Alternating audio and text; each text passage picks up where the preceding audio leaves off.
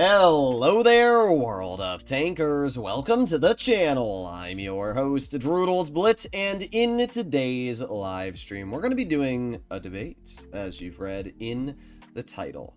Basically, the goal here is to listen to other people's opinions and feelings about the game, and how they may disagree with mine. I've made a lot of opinions. I have a tier list which ranks all the vehicles in the game, and, you know, just from the last week of reading some people's comments in my Discord, there's a lot of differing opinions.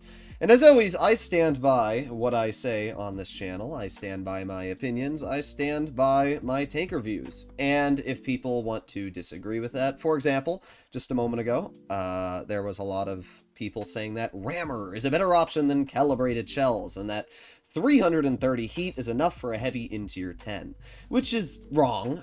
And if anybody's wanting to debate that, I can very gladly do that. So basically the way this is going to work is I have a Discord where there's a bunch of people in the general VC. I am going to drag those people into, or I'm going to drag individual people into my private VC and then have them state their case. Now I'm probably going to have my desktop audio muted for the first maybe 20 seconds of speaking to them, just in case they want to say something stupid or racist, because at the end of the day, these are just random people in a VC, and I don't want people to say stupid things. So I'm going to have people muted in the beginning just to hear what their case is, and then we can argue it. If they say something dumb, they're going to be banned from the server, and we'll move on. So that's basically how this is going to work. If you want to debate me on one of my opinions, and you are in the live stream chat, the link to the Discord is in the top. You can join it, and then join the public VC, and wait for me to drag you in if I do get to you. So that is how this is going to work. It's pretty basic stuff. Yeah. So let me actually make my way over to the Discord, and I am going to join the secret VC. There you go. And let me make my way over here. Okay. So let me start by muting my desktop audio, and then I will drag the first person in. So let's see.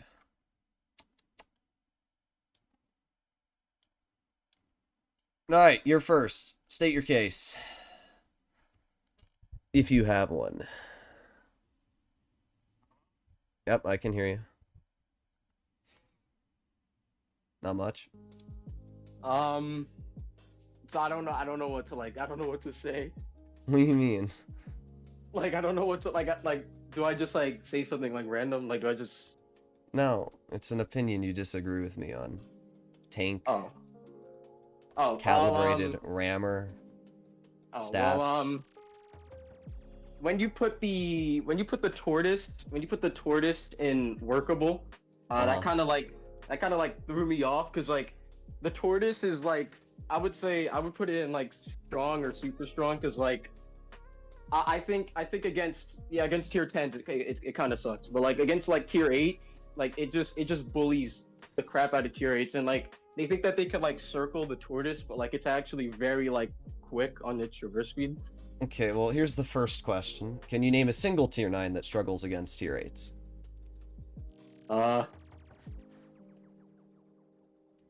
The Conway. The Conway? What do you mean the Conway? That's a good tank. The Conway. What's wrong with the Conway? It's Uh-huh. It's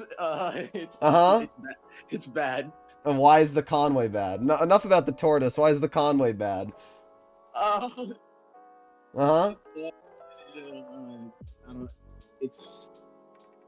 doesn't have 640 alpha. Okay. Actually, it does. You have hash with 660. Oh well, I did not know that had hash. What? How are you making opinions on a tank you don't know what about? I don't know. Okay. I never played before. Bruh. The tortoise. About the tortoise again. Okay, so you think the tortoise is what? Strong or super strong? Which of the two? Super strong. Okay, so you think it's super strong.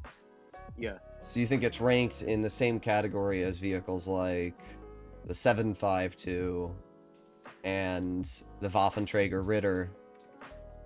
No, actually no. Probably just strong. Okay. So, the Tortoise is the third worst performing tank in Tier 9 statistically. Oh. And I can give you multiple reasons why. A, it goes 20.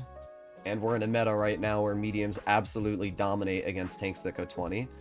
Enhanced armor was nerfed when Wargaming changed the equipment. And calibrated shells was buffed, making the Tortoise's already struggling armor even worse. When you pair that with the fact that the on-movement dispersion of the Tortoise now feels like a Badger, paired with the mediocre levels of Premium Pen against Tier 10 heavies, basically, if you're up against Tier 10s, you're kind of screwed in the Tortoise, which doesn't make it very good. Tier 9s should be able to reliably go up against Tier 10s. I mean, name most Tier 9s, and they'll go well against Tier 10s, right? Top performing Tier 9s by relative win rate, T95. I mean, it's basically a Tortoise, but actually good. Object 752, I don't need to make much of a case there. Jagdtiger has the most DPM in Tier 9, most DPM in Tier 10. Conqueror 1 Mark II is 13 degrees of gun depression with 450 alpha and a 3-shell gun. T30's flat broken. K91 is 2700 DPM for a heavy. Good gun depression, good mobility. E75 is basically just a Tier 10. Moishin has more health than Tier 10s. Emil 2 has a 1200 damage clip. Type 68 is good armor. What does the Tortoise have going for it? I mean, it also has like 4,000 DPM. It does, but can you actually use the DPM is the question. Would you be better off in like a Conqueror that has 3,000 DPM, 180 mils of Hesh Pen, a turret, 7 degrees of gun depression, and super speed boost, or a Tortoise, which goes 20? I do have the Conqueror as well. I think I enjoy the Conqueror more than the Tortoise. Okay, there you go. And I don't... Yeah. I don't think the Conqueror is the best Tier 9. I'd put it in strong to super strong, but you can't put the Tortoise in the same category if the Conqueror is flat better. At the end of the day, the reason the Tortoise is in the workable category is because it is workable. Sometimes you'll get in a game where you absolutely dominate, but other times you'll get into a battle against one Object 752 on dead rail, and there you go, your game's over. What are you gonna do? Yeah. Or a T30, you know? Like, it's not a bad tank. I actually enjoy it. My statistics on my press account are, I don't know, they're over 3K. Like, I do fine in it, but is the average player going to do well in that tank? No. I don't think so. Yeah. I mean, I was saying, like, for like a good enough player, like, I'm not like anything great at the game, but like when I play the Tortoise, it's like I don't really struggle that much in it, like, unless I'm like going up against like 2 Apex platoon or like people who have like over 10 IQ, then it's yeah, but I wouldn't consider a tank very good if it gets outplayed by anybody that has a brain.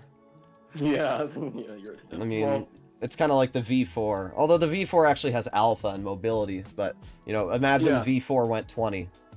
Like, then it will be like, if the Tortoise went 30, which is what I think Wargaming should do for all tanks that go 20, then it would actually be pretty good.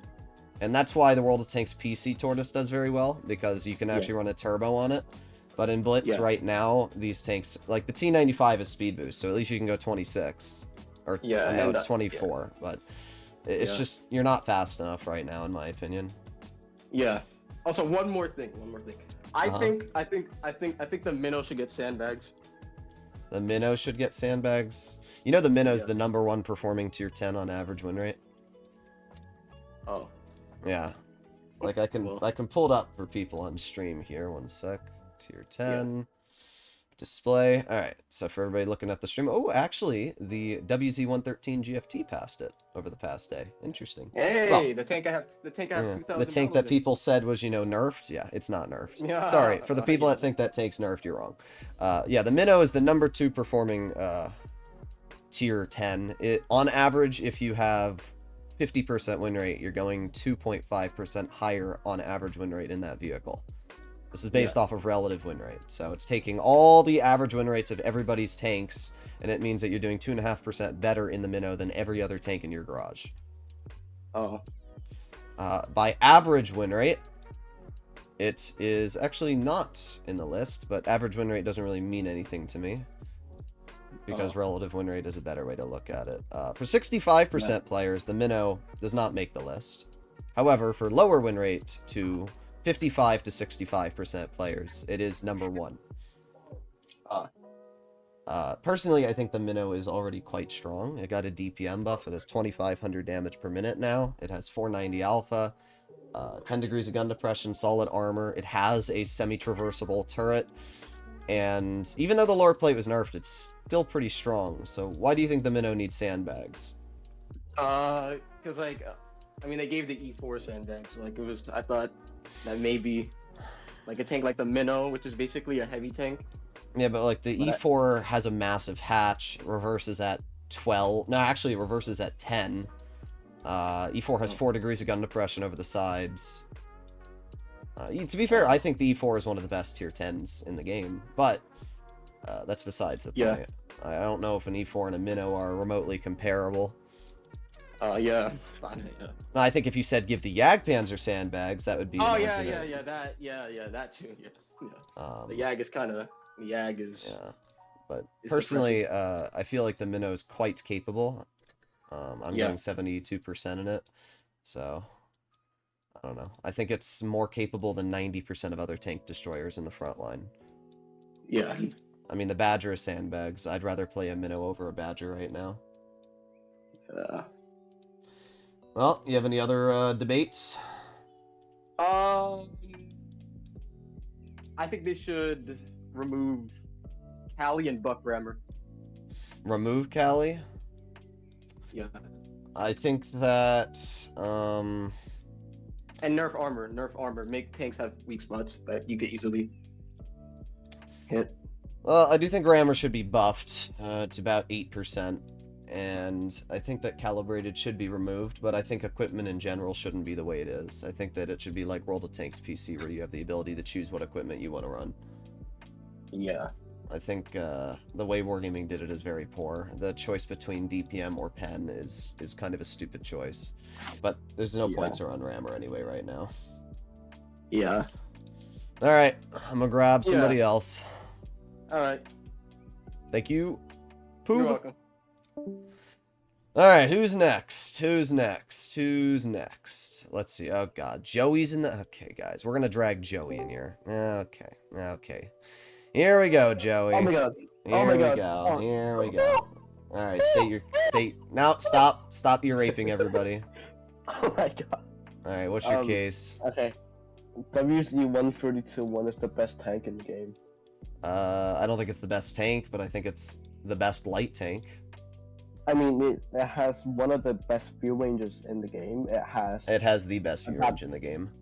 Okay, it has adaptive concealment. It has Leopard 1. It has Leopard 1 Alpha, but even faster. Even though actually, its power to weight's worse than the Leopard ones. But the top speed's higher. Okay, but that doesn't really mean anything if I'm out accelerating you. Yeah, that's true. But I mean, the Dracula only goes 60. I mean, you could drive a T100 LT and go 72, but a Dracula's still gonna get to you faster. Yeah, that's true. But the WZ, like, it's just more versatile than the Leopard 1 in my opinion, because just up the fuel range alone. Yeah, but what's the argument? The WZ is the best tank in the game, or the best light tank? What's the argument? Best tank in the game. In the entire game? Yeah. So you think you could win more in a WZ-132-1 than a Sheridan? Yeah, my win rate says so right now, currently. Is your account in Noob MM? I play most of my games sometimes, mostly out of my games, like 50% with a friend that's not a Noob MM. I see. Well, at the end of the day, I do think the WZ-132-1 is a very strong tank. I think it is the most capable light tank in terms of its view range, mobility, and damage output. However, I think that, in general, vehicles like an M48 Patton have a much more impactful experience in the game.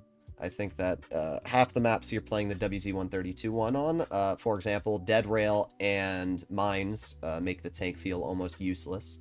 If you can't get up the Yeah. hill with the tank on mines, you're essentially pointless. If I'm in a pattern or E50M on mines, I can actually do something and still make an impact. mine's is just a trash map in general. All right, dead rail. What are you going to do in a WZ on dead rail? You don't have the gun depression to really poke the hill effectively, so you're going to have to stay in that back bush most of the time, Yeah. relying on your other Yeah, teammates to do something. So that kind of useless on dead rail as well. Once again, I could just play a pat and hold down in the front line, and I'd be able to do 10 times better. What other maps do we have? Port Bay. What are you going to do in Port Bay with a WZ? Go wide? What are you going to do? I mean, you could probably rush the wide, or I would potentially stay at the back and like the little like ramp thingy if you're on the bad spot. So again, you're basically hoping that the enemy mediums don't steamroll yours. I mean, normally they don't, normally they're. But like, what happens when one decent patent player goes over there, or an E50M player, or a Caro? Cooked. Yeah, I mean, it's very map dependent, but if you do get like the right map, it's probably. Well, like, unfortunately, in my opinion, reliability is the most important trait of a tank. And if your tank is reliant on the map you're getting on, then it can't be the best tank in the game. An M48 Patton or E50M will do well on any map that you're placed on, any position that you're placed in. A WZ will do bad in multiple situations, due to the fact that, first of all, it gets lit on fire constantly. The gun depression will sometimes mess up some easy shots. I mean, Normandy is a great example. If you're on Normandy in that tank, you're almost screwed, because anything that has gun depression can get on that hill and basically push you off. Yeah. But, I mean, if it's not the best tank in the game, it is probably the best light tank in the game.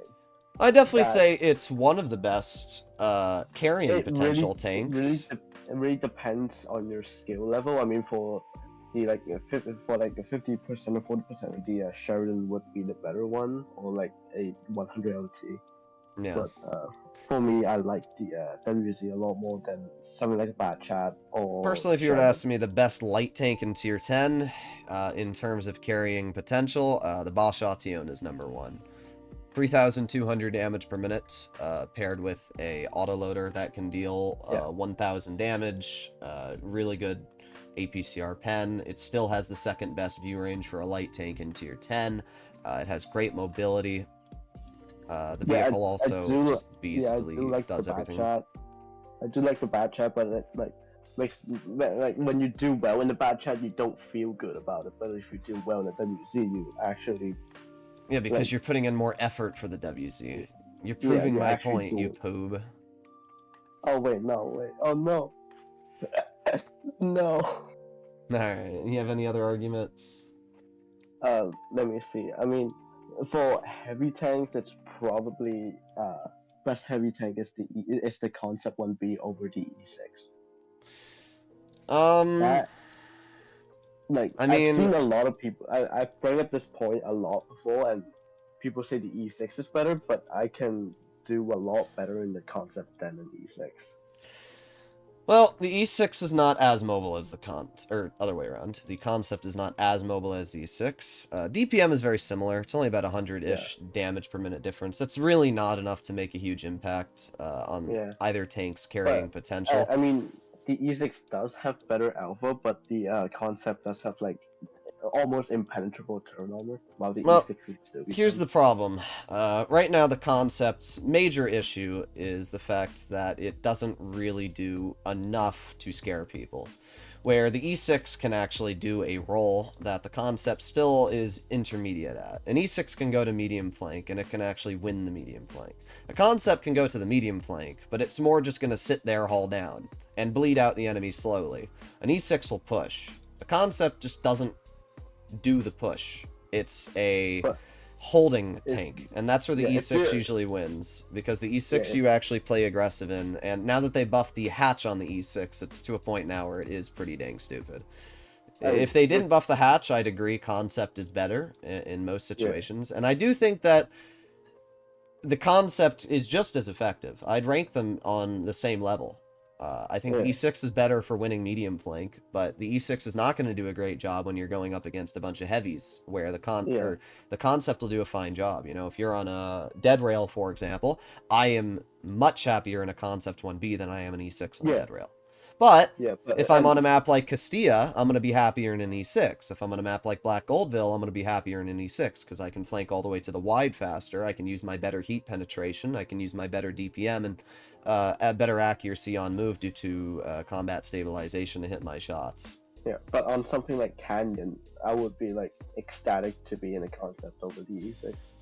True, but I, to be fair, wouldn't really mind either tank on Canyon, so I wouldn't complain either way. The E6 has the ability to get to that hill faster, which can push the enemy tanks off. It can spot them crossing sooner as well. I mean, my E6, pretty good stats, 80% on this account. What's my concept? Let's see. 80% on this account. Yeah. On 30 day, like, I know it's new MM, but like still I can go. Occasionally, I can go 5k in the concept, but I can't do that on a 95 E6. UE51 solos every tank. Okay, Hytronics. E6 is just a better concept. Well, I wouldn't say that, Dizzy. I would still say there are certain situations the concept is flat better. There's multiple maps I can name, like mines, for example, just like the WZ argument. Reliability is the most important key. If you told me that I were to if I was forced to play an E6 or a concept, which of the two I could do better in reliably, I would choose the concept. Because while the E6 does have the potential to do amazing, it also has the capability to do very poor because of the over-aggression capabilities, the fact that it has a very poor ammo rack mounted right in the front, and if people do get lucky, they will hatch you. That's not a problem with the concept. I can literally sit hull down on Oasis Palms in my concept and never worry about a 183 penning me as long as my turret is angled frontally. There's not many tanks in the game I can sit hull down staring at a 183 and not worry about being penned. So there are definitely advantages for both tanks. If you were to ask me which of the two I could do better in, I'd probably pick a concept. If you were to ask me which of the two has a bigger impact in the game, I'd probably say the E6. So is your opinion valid? Yeah, they're both very good. It's really, you're comparing apples to oranges. There's not much of a comparison between either tank. They excel in their field, both very well. So that's really the best way to describe it. Alright. Yeah, that's about it. You can yeet me out of here. Alright. Let me get you out of here. Goodbye, Joey. Take care. Alright, who's next? Who's next? Is this Wow Bao? I think it is. Let's drag Wow Bao. It's not letting me drag. What are we doing, Discord? There you go. What up, Wow Bao? Well, he's muted, so I'll give him a moment, and while he's doing that, I'll drag somebody else in the VC. Alright, let's try Manhattan. Alright, what up, Manhattan? Yo. Alright, what's your case? Alright, I need to establish something first. What does beetle bugler actually mean? It means you're a little beetle bugler. Alright, so I made a donation before asking what the most beetle bugler tank is, and you said that it's the Sheridan. Yeah. It's because it's a rat. Beetle bugler is referring to a tank that is annoying to fight. Yeah. Okay. I'm gonna say it's the T100 LT. Because it's even littler, and it's even more of a rat because of the tracer shell. Alright, now hear me out. Hear me out. If you're in any tank, right? Let's pretend you're in, I don't know, a mouse, right? You're, I don't know, it doesn't matter what map you're on. Just some random map. Now, what's more annoying to you? An unspotted Sheridan poking your side, instantly taking off 600, backing into cover. There's no way to counter it, no way to do anything about it. Or a T100 LT who shoots you for like 270. The thing that I hate about the Sheridan, and the reason why I find it the biggest rat in tier 10, is because there's no punishment for the alpha damage that it receives. That's valid. It's the only, like, all the other high alpha tanks suffer in some way. They have poor DPM, they have poor accuracy, or they have poor mobility. Like, you look at a T49, thing's got the worst frickin' accuracy you've ever seen in your life. But it makes sense, because it has a derp gun. You look at the you know, you look at tanks like the 121, you have to wait for that gun to aim in to get that shell out. And it also has very poor heat pen. It's one of the lowest heat pen mediums in tier 10. You look at the tank destroyers, and for the most part, the higher alpha tank destroyers, the 183 sacrifices almost everything for the alpha. The it still goes unspotted half the time. The Sheridan has good camo, really good mobility. It has 10 degrees of gun depression. It has armor you cannot high explosive pen, and sometimes will randomly bounce. The turret just for some reason decides to shrug off shells sometimes with the Sheridan for no reason. And then when you pair that with the fact that the thing has 350 mils of heat with also 570 alpha, it gets away with whatever it wants. I mean, I can drive a Sheridan on any map. I can poke a ridgeline, take 600 off of a heavy, outtrade, and then leave, and then get it unspotted and do it again and again and again. And it really, to me, that's why it's a really, really cringe tank. So, that's why I would consider it the most rad. T100s are annoying, but they're not a tank I fear, you know? When I'm up against a 200, I'm like, oh, it's a 200 anyway. When I'm up against a Sheridan, I'm like, okay, this player's just going to be really freaking annoying the entire battle. Yeah, that's true. I feel like I'm more aware of a Sheridan's presence in the battle, but when a T100 just sort of shows up and then you get the tracer shell indicator, I'm like, oh my fucking god, are you kidding me? Yeah, T100's annoying, but I'd honestly say that the 907 is just kind of a better version, judging that it also features tracer shells, more alpha damage, turret armor, hull down capabilities. But it's a bigger tank, and it doesn't have that auto ricochet front plate, so I don't know. As far as the actual term like beetle bugler goes, it's a smaller tank, and it's just more of like a little rat. So yeah, just in its identity. I don't know, man. I just thought it'd be a fun question. Honestly, I'd also put the bat chat above the T100 as well. I think bat chats are super really annoying. Yeah. Last patch, or a couple patches ago maybe, it was so much worse because of the spotting range. Yeah, well, it's still cringe. You can run vents on it and still have stupid view range. Yeah, it still has the second best view range. Yeah. It's terrible. You have any other argumentos? No, but I do want to just tell everyone to like and subscrib because you're so dude. I'm gonna debate the no. All right. That motherfucker. All right. Thank you. Yep. All right. Oh, I didn't mean to kick him yet, but all right. Who's next? Let's see. Let's do Madness Steve. What up? Oh, is it? Wait, yeah, there you go. What up, Steve? Oh, hello. How you doing? Yeah, I'm doing good. You? Good? Yeah, anything you wanted to debate? I'm famous, right? Right, Spall liner should be removed completely from the game. Completely. Do I think that's a dope or a nope? Well, let's see. I do think that Spall liner should be on vehicles like the Grill, personally. I do think it should be removed from certain tanks, though. I don't think the Waffenträger Panzer IV should have Spall liner. Neither the Ritter. I think both of those vehicles are strong enough as it is, and they don't deserve the ability to get away with poking. Yeah. I think the reason why... Sorry. I think maybe a better way to balance Spall liner is to make it so that you can't low roll the HE. As in... There's some tanks in the game that you will shoot high explosive in. A good example is a Conf Panzer 70, where your high explosive damage on the Conf Panzer 70 is 640, and your AP is 560. If you fire high explosive at a tank with Spall liner, you are actually losing damage. Your damage is going less than your AP average. I think that if you're firing HE at a tank with Spall, you should roll your average damage, or you can't roll less than what your standard is what I'm trying to say. Yeah, because one time I was playing the 183, I fired HE, the one with less pen, and I only did, 900 damage, because the light tank had Spall liner. Stuff like the bat chat shouldn't have no, bat chat should not have Spall liner. You should be punished for playing your light tank aggressive. That's my main reason for thinking Spall liner should be removed completely.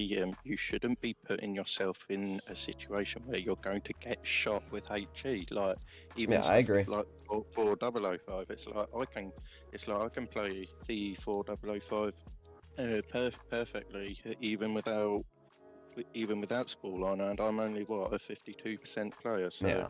and No, the I fact agree with that. I can do it- Although I do think that the fact I can do I think the Waffenträger Alpha 100 should have Spall liner personally. I think that is a tank that should actually have it. No, because the Waffenträger has an E100 hull. It can bait people into shooting it and then poke. So no, I don't think the Waffenträger From my experience using the Waffenträger, you do not get bounces. I maybe get one bounce a game. Yeah.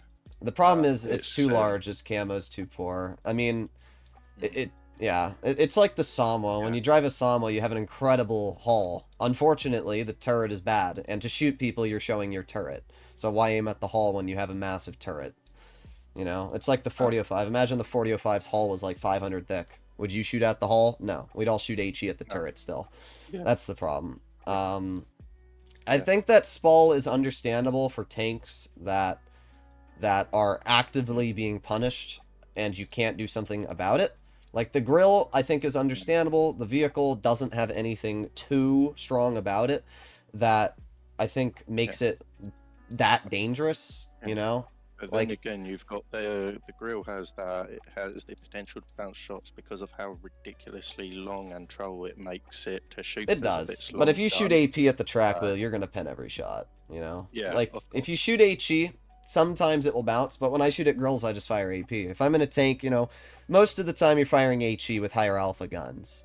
And if I'm in a E100 and I shoot HE, your average damage does actually go up by about still 200-ish with HE. But I just fire AP a lot of the time with a grill. You know, 3 600 alpha shells into a grill and it's dead.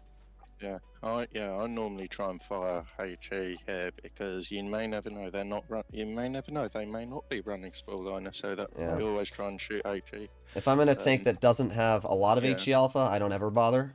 You know, if I'm in an inaccurate vehicle, like a 183, if I have a clear shot, I'll fire HE. But if I have the side of a grill and it's moving back and forth, I'm just going to load AP. I'm not going to risk it. So. Yeah, and also with Spall liner, it's like it takes up one equipment slot. I'd rather like try and get something else to boost some of my other statistics, like a little bit more DPM or like the that helps protect modules a little bit. I'd rather give up that than take Spall liner. So like I literally run. All the tanks that have Spall liner that I do have in my garage, I don't run Spall liner because simply I can play without needing Spall liner because I don't put myself in those situations. And as a 52% player, if I can do it, anybody can, to be honest. Yeah, personally, I don't have too much of a problem with Spall, just because I don't think it's one of those issues that really... You know, right now the biggest problem with Blitz is autoloaders and the overwhelming presence of mediums, right? Like if you take a TVP, an HE clip from a TVP could turn a full health grill to 0 in 6 seconds. So I'm fine with tanks like the grill having Spall, because at the end of the day, what are you going to do if a random autoloader YOLOs you? You know, a 50B, for example, right?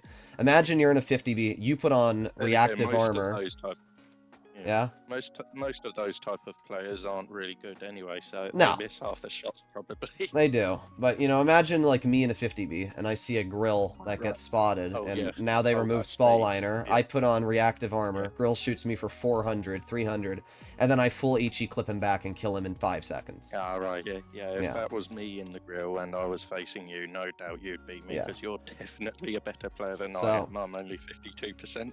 I think certain tanks, Spall liner is understandable. If it's a tank that sacrifices everything and your team's starting to suck, or like some random player YOLO is behind you, I think it's okay. Because Spall liner doesn't make your tank necessarily any more dangerous, it just makes it so it's not any weaker, you know? Like, most tanks don't have to worry about it because they don't get HE'd. But I do agree that light tanks shouldn't get Spall. The Boschation does not deserve Spall liner. I think the 4005 also should not have Spall liner, but I do think the Waffenträger should have Spall liner. I think the Grill should keep it. I think tier 9s like the Waffenträger Panzer IV should lose it. I think Wargaming needs to do a better job on which tanks need it and which tanks don't. I think if tanks have an overwhelming presence on the battlefield and they're actively causing cringe moments, then yeah, remove it. But I think if it's not a problem, like the Grill is not a threat that anybody's worried about. It's a tank that shoots you and you're like, ow, I got shot by a Grill anyway, you know? I'm much more worried about, you know, the TVP or whatever it is, a 7.52 in front of me than it is a tank in the back. So I've got a very controversial opinion for this one. This one's really controversial. The mouse is better than the VK90. Why? I'm guessing you're gonna say hit points, pushing potential. Well, it's not just hit points or the DPM. It's just I think when Wargaming nerfed the armor, it made the VK90 in certain places when it's angling, it's just slightly easier to pen, whereas with the mouse, you can still, if you correctly angle like you would have done before, it's still virtually red. Whereas with the VK90, there's a few points, if you're good at the game, there's a few points on the VK90 that you can pen because of the armor nerf. Well, I'll share my screen. You can see my... Actually, you can also watch it on live stream too, but I'm going to show you the major reason why I like the VK90 a lot more than the mouse. Yeah, I like the mouse better personally. You see my... Can you see this? I just do better in it. Can you see this? No, hang on. It'll also be on live stream if you want to see it that way. Yeah. I'm just turning on my other device to look at the stream. All right. But basically what I'm showing right now is VK90 armor against 275 mils of AP pen. And it's entirely red when angled properly. The lower plate is red, the upper plate's red, the side armor's red, the turret cheeks are red, the hatch is red. The problem is, if you get the mouse, you know, you can see the armor on the VK90. I'll say. And then you pull out a mouse, and I do the same pen. Yeah. So let me go to the pen values. Let me pull out a VK90, which was the same tank. The problem with the mouse is that you always have some weak spot. Like, you have to perfectly angle the turret, and then it's a little red, but even then you've got this corner cut out. But the problem I find with the mouse is just more the fact that, like, even the VK90, which only has 336 mils of premium pen, at best angling, you can still cut through the mouse turret. Like, you can see no matter how I angle this turret on the mouse against VK90 premium pen, it pens. That's in the lower plate, like, too. Yeah, what I mean, like, in situations where you're, like, hugging a building, that's where the mouse side scraping capabilities I find a bit better when you're, like, up against a building and you're using the building to hide the turret. The problem is, pretend we have to shoot at somebody, right? You have to turn your turret to shoot at them, which means you have to look at them. So, if I'm fighting a mouse, I just wait for them to look at me. Unless you don't want to do any damage, but then you're not doing anything, right? The mouse, I do think, has some advantages. The major advantage I find the mouse to be in is the pushing potential. The mouse has amazing pushing potential, especially when the team supports you on those rare few games. Like, I like the mouse, but unfortunately, the problem with the mouse is that, especially again with the autoloaders right now and the higher alpha tanks, and the fact that Wargaming has buffed pen, tank destroyers just go right through you, and the average game has 3 tank destroyers.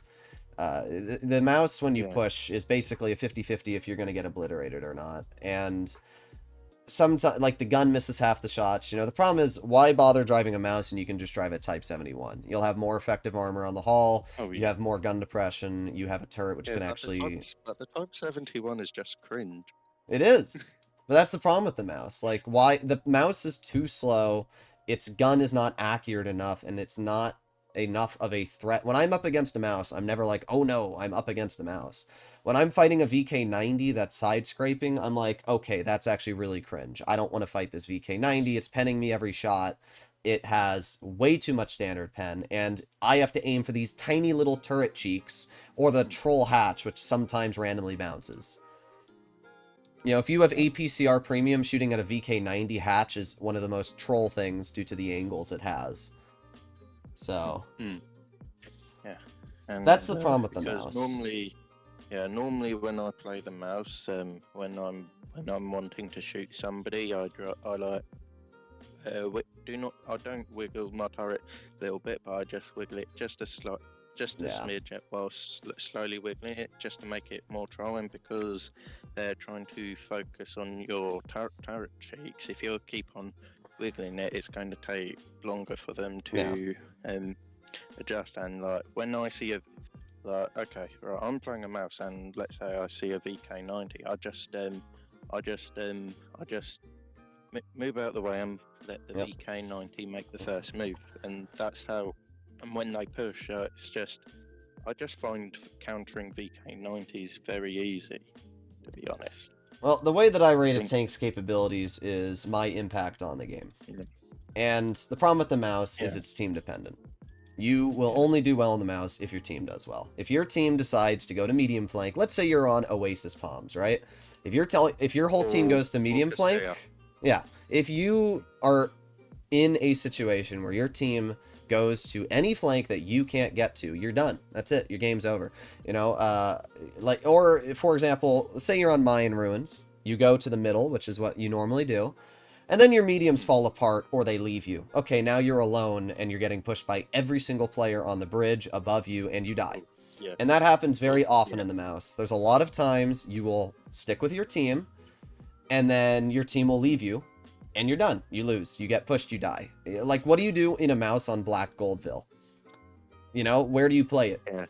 That's the problem. It's too large. It's too slow. Its camo is the worst in the game. You know, the VK90 has actually a fairly accurate... Like, the gun on the VK90 is flat better than the mouse. Not even an argument not there. Gonna disagree with that. Yeah, it's got way better pen. It's got combat stabilization. And the turret armor and side scraping capabilities are also flat better on the VK90, which means it can hold better. And right now we're in a situation with Blitz where holding seems to be a lot more important than pushing. So if we get into a situation where maybe the metas change and heavy tanks become better, it's great. But the problem right now for me, and as an average player, I will agree, the mouse is great as an average player. It's the number like 2 or 3 win rate tank for the lower the average your win rate is. Yeah, I think maybe for average players, the mouse may be better because it is, because you have more health to work with. Often, you can make more mistakes. That's and you know, only that, the VK90 is not a brain dead tank actually. VK90 you have to know how to side scrape. It does have more gun depression because the sides have upwards of 10 degrees, but you have to know what the proper angling is. I've seen a lot of bad VK90 players where a bad mouse player can still be an HP sponge for the team. So there definitely are advantages for the mouse, but the more skilled you get, the less of an impact you make in the game in the mouse, where the more skilled you get in the VK90, the more of an impact you make. So because of that, at a certain point, the tanks pass each other. And for me, because I'm a skilled player, I find the mouse to just, it just doesn't make an impact in most of the games I play. I'm mostly a casual player. I don't really play Blitz as my go-to I just log on to Blitz. If I do well, I do well, and if I don't, I don't. That's me as a casual player, to be honest. The other problem I have with the mouse right now is the E100 exists, and the E100 now with the 460 damage per shot gun kind of just defeats the purpose, if you ask me. It's got more standard pen, it's got flat more DPM, better accuracy, 30 km/h top speed instead of 20. It's got better traverse speed, and the turret armor is not as good, but it's good enough. You know, I feel like the E100 can just do most of what the mouse does, if not better. And the turret of the E100 is obviously. I think we've talked about the mouse enough, so I'm just trying to. All good. The upcoming. I do not want to talk too much about the same thing over and over again, because that'd be boring, wouldn't it? The server merge. I don't think it's a good idea. Well, it's not going to change the matchmaking. You're still going to No, play it's on not whatever that. server It's you not- play on. Yeah. Oh, alright, never mind. Yeah. Yeah, Well, no, no, I there's was you thinking still it was gonna be clusters. It's like- not going to be every single server going into one. It's going to be Yeah, because you choose what server you play on. So instead of right now Alright. you're locked to being on the EU Yeah. server, you can now Yeah. choose to play on the NA server if you want, or you can, yeah. So 99% of the player base is still going to stick to their normal server.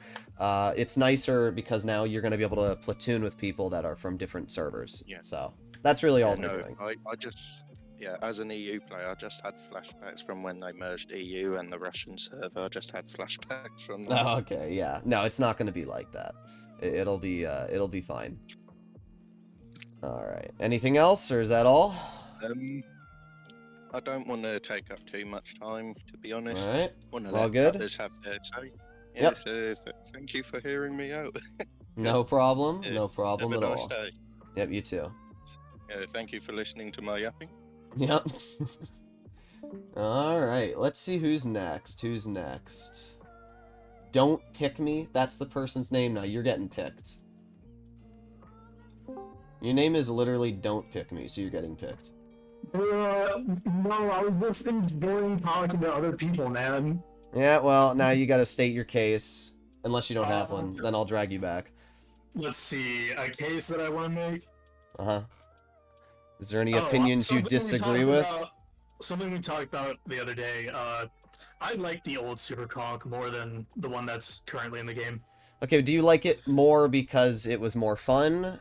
It Because- was a lot more fun. Because I think we'll both agree. I think we'll both agree the current one's better. There's no debate there. Yeah, I mean, just having reactive, And more DPM. really good DPM. Yeah. Yeah, that's really good. I liked the old one. I feel like it had an identity with the Hesh, the best on-move dispersion in tier 10 heavies. Mm-hmm. Just the one thing I think I know what I want to bring up as a case. I think that it needs more HE resistance. Well, We if it could just the send Super an HE Conk is shell- already the Super Conk is like already 500 damage. one of the best tier 10s in the game, if not the best right now. So I think buffing it right now would be a poor decision, is what I will say. It doesn't need Yeah, anything more. In the current, I guess, meta of the game, I kind of agree. It's really broken right now, but Yeah. I mean, and by the way, on the argument of on-move changed dispersion, and made it so that HE on the spaced armor just didn't do a ton of damage. I would really like that. I think if they're going to do that, which I do agree with, they need to lower its DPM by about 200 to 300. 2600 DPM would be a fair state for the Super Conk to sit in. On the point of on-movement dispersion, by the way, the Super Conk still has the best on-movement dispersion for a tier 10 heavy in the game, on moving and hull traversing. Yeah. It only has... I don't know how much it got nerfed. They only nerfed the turret dispersion on move. So when driving the tank or turning the tank, it still is the most accurate. Which means if you pair that with refined gun, you still have basically the most accurate heavy gun. And didn't it gain a little bit of base dispersion? No. No, I think. Actually, they buffed its dispersion. It used to be 0.362, and now it's 0.344 yeah, that's what I base. thought. And then Yeah. they also buffed refined gun, Yes, which so you use Super on it Conk anyway, so- basically got a flat buff there. They nerfed its premium pen a little bit. It sits at 336, used to be 340-ish, but it doesn't matter really, judging that it has more DPM now, judging that the vehicle still has 10 degrees of gun depression. It has a very good power-to-weight ratio for the top speed, so even though it's not the fastest, it still quickly accelerates up to its speed and stays at its speed. And even though the Hesh was nerfed, it still has way more HE pen than any other 120mm at 90 mils. So I Although still the think Chieftain, it's do pretty you like good. the old Chieftain better than the new one? I Or think did you change your that mind on I like the current Chieftain more, and it's not that I wasn't going to like the newer Chieftain better originally. It's that I want the option and freedom to choose between both guns. They should have just kept the original gun on it and then added this as a second gun. They did That's- it with the Waffen. Why couldn't they do it for the Chieftain? I 100% agree with that. So that's what. Well, it's because they nerfed some of the and changed some of the other values of the chieftain, like it has gear oil now. So maybe they were thinking if we give it gear oil or whatever, it's going to be too strong. But really, Wargaming could have figured out a way to code it so that putting on one gun gave you certain consumables, and then putting on the other gun took away those consumables and gave you different capabilities. It wouldn't have been that hard, but it's Wargaming and they're lazy, so whatever. Yeah. But yeah, I do like the current chieftain more. For you. So I've taken up a lot of time here. All good. But do you think Wargaming is being lazy on the subject of that by just adding tanks that are in World of PC and not anything else that's maybe more interesting? Well, we have quite a few tanks that were added this year that aren't in PC. A good example of that would be vehicles like the Titan Strife. We also have the TL7 120. Or is it the TL7 120? No, it's not the TL7 120. It's the TSL7 Defender. Oh, the Defender. Yeah, Carnarvon Defender. There was also some tanks that were added in the Blitz before PC. I mean more like not Blitz Nation. Well, how about the Arak 105 Proto, the Marat, and the Projet Luis? None of those exist on PC. The Type 71 line was also added in the Blitz before it was added into World of Tanks PC. So those are both two examples of lines that don't exist on... Well, I don't think the Marat at all exists on PC still. And the Type 71 was added just about a year ago when we'd had it in Blitz for about 2 to 3 years. Interesting. So we do actually have quite a few tanks in Blitz that don't exist on PC. I just feel like they add a lot of, like, especially with the most recent premiums, that's what made me think about it. It's pretty much just been a cash grab of all the OP tanks from PC. Like, they got the Waffen and the BZ.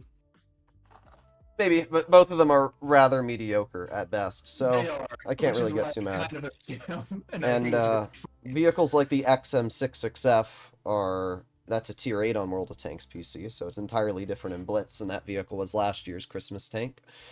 So I don't really like that tank, but I think they should add maybe the Object 120, if you know what that is. Yes. And it's the Russian tank with, like, the gigantic gun. Personally, I'm a little iffy on adding massive caliber vehicles.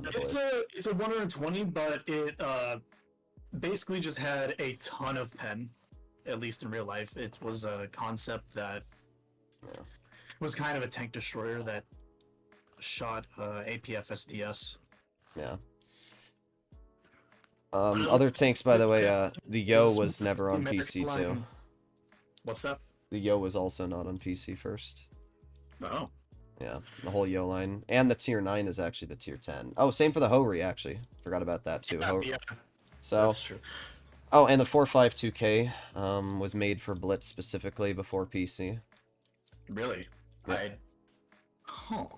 So, there's a decent amount, but at the same time, they are under the same company and the same, not producer, but game, project managers. So, it's a lot easier for them to probably project ideas between each other. So, I think it's understandable. True. I mean, I don't have a problem with tanks coming from PC. In fact, I want more tanks to come from PC. I want vehicles like the ST2 to come into Blitz. I want vehicles like the Object 705A to come into Blitz. There's a lot of vehicles on PC that I would be very welcomed to see in Blitz. AMX 13105 is a great example. So there's quite a few vehicles that I would be interested to see how Wargaming would bring into the game. I don't have a problem with that. I just think as long as they're properly balanced, like the Swedish tank destroyers, everybody wants that. Yeah, it's been a while, so I don't have too much of a problem with that. I don't have a problem with adding tanks, but I feel like if they do it too much, it's kind of like a cop-out of actually adding something interesting, and I don't know, it just feels kind of lazy. Yeah. Okay. But, understandable, it's a multi-billion-dollar company that needs to make money, so... they don't need to make money. Corners. They just want our money. Cut corners and cut costs where they can, but yeah, there you go. That's the point. They gotta sell a Waffenträger for $8,000. Yeah, exactly. Well. All right, you got any other questions? Nope. All right, back to the gulag you go. No. Alright, who's next? Who's next? Who's next? We're gonna do you. What up, Shane? Is Shane here? I don't think Shane's here, guys. We're gonna go drag him back. Oh, no, you are here. Sorry about that. I didn't even notice he put me in here. Hello. Yeah. Hello? Do you have any questions or debates? So happy you picked me. Yep. Yeah, so I would like to discuss the T62A. Okay. Because I noticed that you put it in the average spot in your tier list, and I was just wondering why. Because I think the T62A has got even though it's lost some of its abilities and stuff, I think it's got a really good turret. Mm-hmm. I think the upper plate is very troll, and I think it's I just think it's a strong tank. I just thought it would be a bit higher. I was just wondering what you thought about that, because I don't really see too many downsides to it. Well, here's the question, right? What advantage does a 62A have over a T22 medium? That's a very good point. Yeah. Yeah. Like, can you actually name like one? Like, the T22 is tungsten, more DPM. It has better turret armor, better upper plate armor. It actually has a higher top speed with better effective power to weight. Yeah, that's the problem, right? Like, the 62A, it's average. If you compare it to all the mediums we have in Blitz right now, most of the mediums are kind of stupid. Now, there are some that are also pretty mediocre when you compare them to the top performers, but, you know, like, even the CS63, right now the CS has 3,300 DPM with calibrated shells, whereas 62A has 3,037. And not only that, but the CS has more mobility, it has tungsten, it has every single consumable, it has adaptive concealment. And when you're saying tanks like the CS63 make a 62A look pretty mediocre, then, well, there's not many other tanks I can really rank below. Like, the question is, can you name any mediums that are objectively worse than a 62A? Yeah, that is true. It's because I know that you like to rank tanks, like, I've heard you say, like, individually, not like compared to other tanks. I do, but the problem for me is just when I'm using a medium, I'm fighting other mediums. So I have to put myself in a position where how I feel fighting other mediums. Would I rather be in a 62A against other mediums, or would I rather be in a Leopard, or a Kampfpanzer 50-ton, or an E50M, you know? Like, if you look at the 62A to any other medium, it just has nothing stand out amazing about it. Every medium, even like a 30B, the 30B has mobility, decent turret armor, and great gun depression. So even though its DPM is about the same as the 62As, the 30B still has something stand out about it, where the 121B after the upper plate buff is just kind of a better 62A in most ways. I love the 121B. Yeah, and I think the 121 also, now they're not super comparable because of the alpha differences, but still, the 121 is a very solid upper plate, the turret armor is really good, the alpha damage is great, it's got reactive, it's got tungsten. The 62A should have about 3,500 DPM. That's the problem. They took away the DPM for no reason. They didn't do anything else to it. 3,000 DPM is just not enough. Yeah, and I don't know why they took away the extra degree of gun depression it had. I think it used. Yeah, it's wargaming. Like, they don't know what they're doing. You know, basically all the other Soviet mediums, even the 140 has advantages over the 62, because at least the 140 has some of the best camo. It's got 62% camo stationary, 50 wall on move, where a 62A has 59% stationary, 48 on move. So you have much better camo on the 140, you got better view range, and it's flat faster. Its DPM's like 400, 500 more. I don't know. It's just mid, you know? It's not bad. Like, I can do well in a 62A, but if you put me in a T22, I probably would have done more. So yeah, that's the why. T22 is definitely overpowered right now. It's and other mediums, to be fair, like the Platin and E50M and stuff. Oh yeah, no, there's mediums are stupid right now. Wargaming overbuffed a lot of them for no reason. Yeah, I completely agree. Yeah. I think average is the bar that most mediums should be sitting at, but the problem is Wargaming overbuffs the mediums to a point where they're too good. You know, if you drive an M48 Patton, you're better than 90% of heavies, which is stupid. You shouldn't be able to brawl heavies in a medium. Yeah, that is a big problem. That doesn't make sense. Yeah. Did you have any other debates? Yes. So, this is regarding your tier 9 tier list. So, I think the mouse tank, for example, is a very, very good tank. But I'm not necessarily sure if it's like overpowered, because at the end of the day, it does have a 3-shot mechanic, and a lot of the time, not all the time, some of those shells sometimes just miss or go to the wrong spot and bounce and stuff like that. I think if it was a single shot that did like the 500 damage or so, then well, do you consider the 92E1 OP? Yeah, I think it is. Yeah. Okay. Well, does the 92E1 have shots that randomly miss and bounce due to the goofy 220 APCR pen and mediocre dispersion? I mean, at the end of the day, RNG is always going to be a factor, but there are advantages as well, which you have to think of too, with having 3 shots in quick succession. For example, if you know where the ammo rack of a vehicle is, or you know where the fuel tank of a vehicle is, you can literally ammo rack that vehicle almost instantly if you hit the same spot 3 times. Yeah, that's so true. Yeah. that, you know, if you're shooting at the side of a 132-1, for example, you're almost guaranteed to light that thing on fire if you pen all 3 shots. It's also the fact that tungsten increases each individual shell's alpha by the X amount, which does give you a big increase in the damage output you have. And also you do have the single shot too. You know, the single shot on the mouse tank. I don't run it personally, but the single shot is also quite a capable gun. 374 alpha, 2700 DPM. It's accurate. You also have to remember the mouse tank has tracer shells, which keeps your opponent spotted 20 seconds at a time. Yeah, that's true. I just feel like the capabilities of, you know, if you look at, again, the tier 9 mediums, you know, there's really not many mediums in tier 9, which I consider to be that good. The Cobra's great. Cobra's fantastic. Eric Concept 1 is really good. WZ-120, Char, there's some really good ones, but there's nothing that's like, oh darn, I'm fighting this tank and it's really, really annoying. But like when you go up against a mouse tank, it's really annoying, especially if it's a decent player. Even if you're in a tier 10, you know, your tungsten clip does 560 damage, and pair that with somebody running reticle cali or reactive, it's a very annoying tank to go up against. Yeah, I do think the consumables might tip it into that category. I think too many tanks have got consumables nowadays, to be honest. Yeah. I think they've gone a little bit crazy and just given so many tanks so many different provisions and consumables and stuff like that. But yeah, I mean, it's not a big problem. I just think, you know, going a little bit crazy. For me, the mouse tank is either between super strong and OP. There's arguments for either category, but just for me, I feel like any tier 9 medium shouldn't be able to deal 560 damage in a matter of 0.6 seconds. I think that's poor balancing.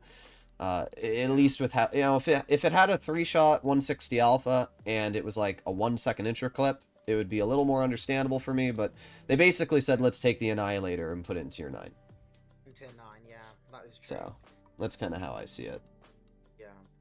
Autoloaders aren't really very well balanced. No, because they have DPM. You know, the mouse tank is 2500 DPM with an autoloader that does 500 damage with tungsten, and then you compare that to like, you know, you compare that to an M46 Patton, and like the M46 Patton sure has 2900 DPM, but you have no premium pen. Your average damage is 200 less, and you know, you have no turret armor, you have no hull armor, you don't have special consumables. It's definitely a different world when you compare some of the older mediums, or, you know, some of the average mediums to like some of the crazy ones. So that's kind of how I see it. You get left behind. Yeah. Tracer shells alone is the reason why it pushes the tank into the OP category for me. I think Tracer shells itself is an OP category. Yeah, I completely agree. Yeah. So that's kind of how I see it. More than what it normally would be. It's stupid, and you can keep people spotted without even detecting them. It's really dumb. So. Also, Spunky, thank you for the donation. I forgot to mention that before. I'll do some Vickers Light games at the end of the stream. You have any other debatalers? So with I know that your opinion on refined gun versus V-stabs has changed a lot over like the past few months and stuff, because sometimes I see you saying refined gun is the way to go and then V-stabs is the way to go. Obviously there's been changes, but I was just wondering, what would you recommend generally? Would it be refined gun or would it be V-stabs? Refined gun. I did a couple like those tests. situations. Yeah, just basically any tank. If you go into a training room, you can test it yourself. Just screenshot, drive full speed on the move, and screenshot with refined gun, and then screenshot with V-stabs. Your aiming circle smaller with refined gun. V-stabs makes your tank 12% more accurate on move. Refined gun makes your aiming circle 15% smaller. Not when you're fully aimed in, it makes it flat 15% smaller. So it starts 15% smaller, ends 15% smaller. Because of that, Does end up yeah, it means that your aiming circle is is literally 15% more accurate when you're driving, Yes, compared to V-stabs, which is 12%.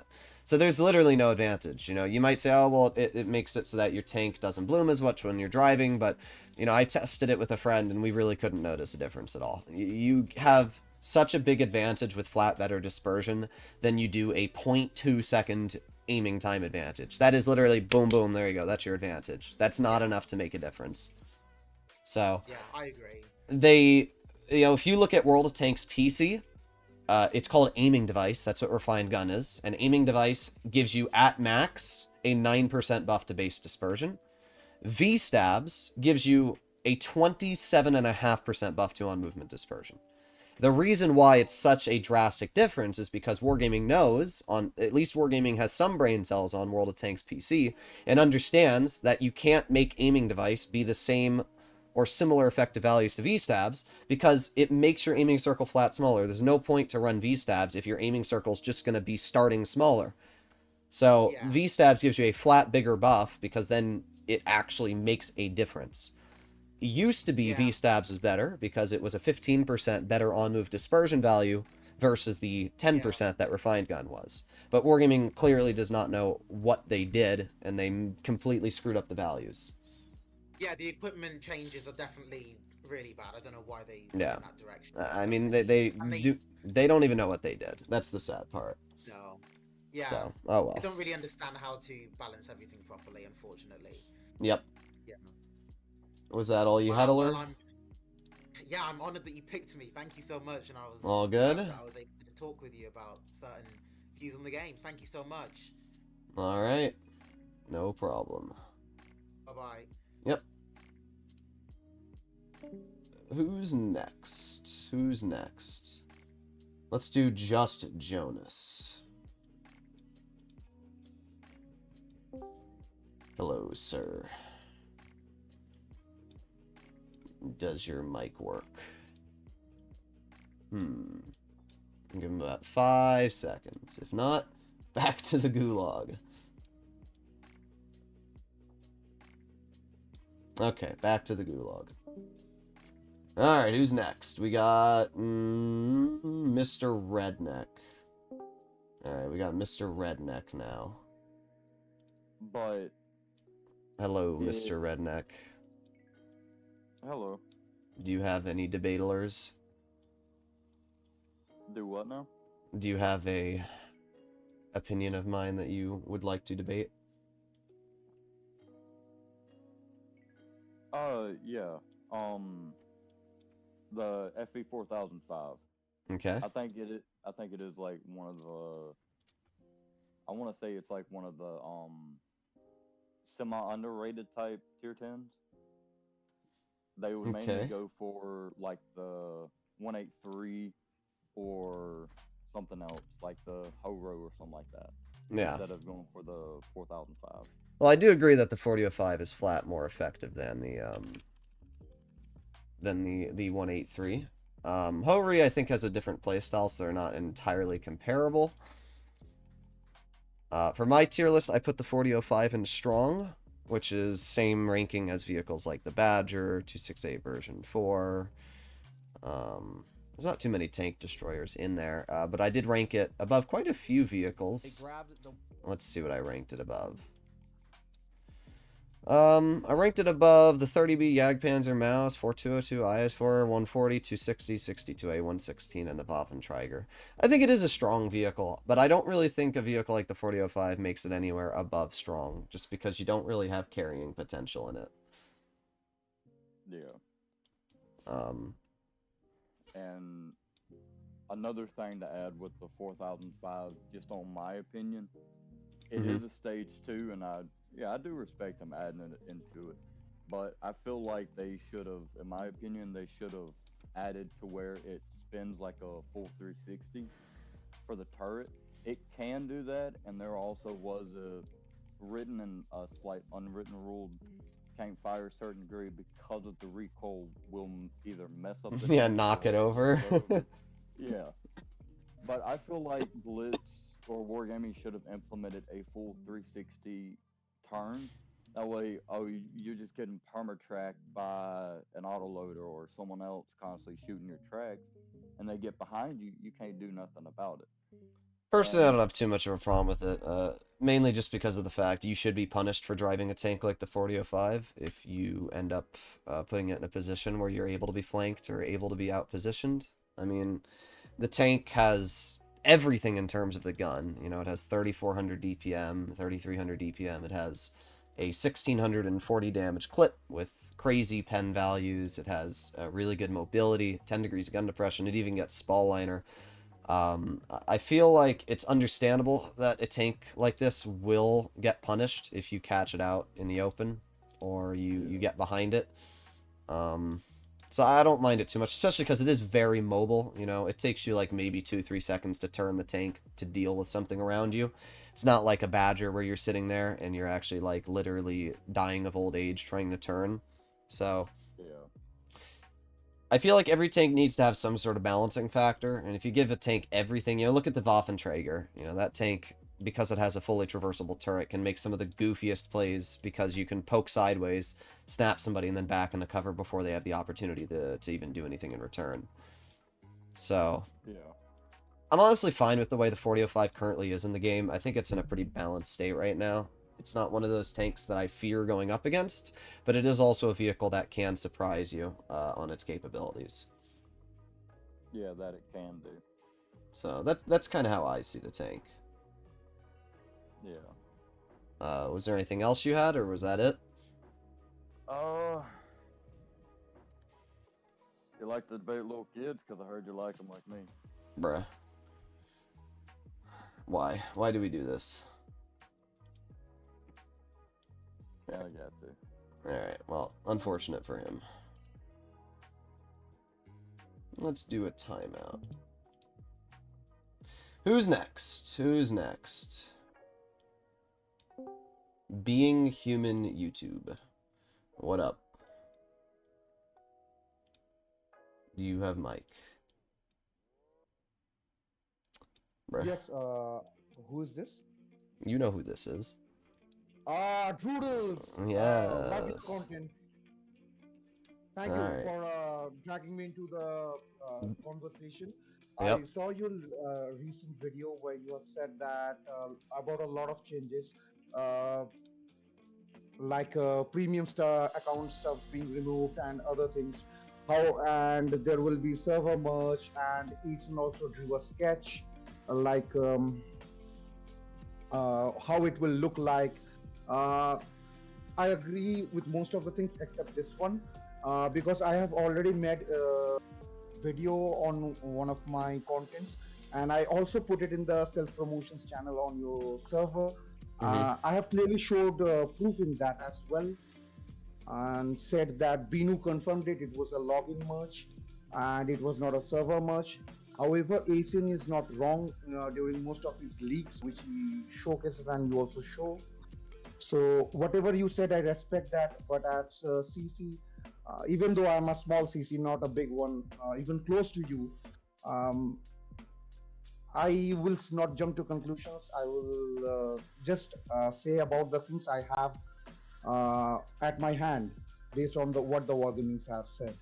Well, what I can say about Asen is that I'm pretty sure he actually works with Wargaming now, so most of what he posts is actually greenlit by Wargaming. So anything about the server merge that he posted is, I would say, correct. Whatever Asen says, I would usually take it written in stone. Just because of that. Yes, I do take that written in stone as well for most of the things. He was right about the Waffenträger, Yep. the Waffen, the recent one. Yep. It will be coming out soon. It came out soon. The only thing that was not concrete was about the time that was when it was gonna come out. Asian said that it will come out around between January 10 to 17th, Oh, yeah. or however it came out before that.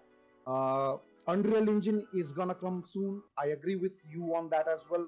And Meetzy has been saying this before you. He has made video on this long ago, like months ago. So except this one, I stick with most of your opinions. I hope you don't mind and you don't ban me. No, And I don't I can care. look forward to you, Fatness and Meetzy, and I can grow as well. I would assume, personally, Unreal Engine will be released in about 5 months. I don't think it's going to be... It's going to be released this year. That's already known. That's a fact. But we don't know when. However, Wargaming hasn't announced anything about it so far. They haven't done an open test. My speculation was that Wargaming was going to do the server merge, obviously, I would assume, is very, very soon. Not assume, because Wargaming already announced that it'll be sometime early February. So the server merge is happening early February, which means Unreal isn't going to be until after the server merge, so at least a month. And then they're going to probably have an open test with the Unreal Engine as well. So we're probably looking at least 3 months before Unreal Engine gets released. My speculation was that we're going to get open test very soon. I'm hoping that maybe when that countdown hits 0, they're going to announce some information about Unreal Engine, but the actual release of it will not be for a very long time. We're looking at least half a year down the road. Droodles, one more thing. If Wargaming has removed their premium purchase of premium pass through gold, I also have some of those 9 hours, 1 day, 7 days, 3 days certificates, apart from the 50 days premium account on my account where I play on EU. So apart from this, if Wargaming is gonna cash us like cash cows, they're gonna milk us, which they're actually planning to do. Oh yeah, So definitely. why don't we get the facilities that World of Tanks PC player base gets? Like if you want to compare, I can give you a comparison. For World of Tanks PC, they brought in Jason Statham, where PC player base got to have Jason Statham as the commander. They had their unique dialogues for ricochets, bounces, penetrations, everything. And now they have a special pass called Rambo. We don't have anything close to that. Dead Mouse is good, but come on. Jason Statham and now this Rambo pass. Mainly my assumption would be because Wargaming doesn't treat Blitz the same way. I mean, they treat PC like it's their main, you know, like the main child, and then they treat Blitz kind of like the adopted child. I don't think they care nearly as much about Blitz. However, I do think in the future this will be changing. I mean, we are getting a huge engine update very soon, so that is some huge exciting news. That's the biggest news we've had for Blitz ever. I just don't know what exactly is going to happen in the future. World of Tanks PC is dying. Slowly, but it is losing players. Mainly because of the milking and the greed and all the cringe that Wargaming has been doing on PC. So I would assume that in the next couple of years, we're going to see Wargaming putting more effort in the Blitz. I think Unreal Engine is the first step. We'll have to see what they actually do with Unreal Engine. I've heard some reports that it's going to be quite different than the current Blitz we have. So we will have to see what actually happens. But I think if Wargaming can continue to improve Blitz, and they can fix their matchmaking problems, and they can fix, you know, the balancing issues, I think we'll be quite good. Yes, there is a serious balancing issues like T95 or E3 Tech 3 or the Jack Panzer E100 on World of Tanks PC has this special class like the Assault Tank Destroyer class.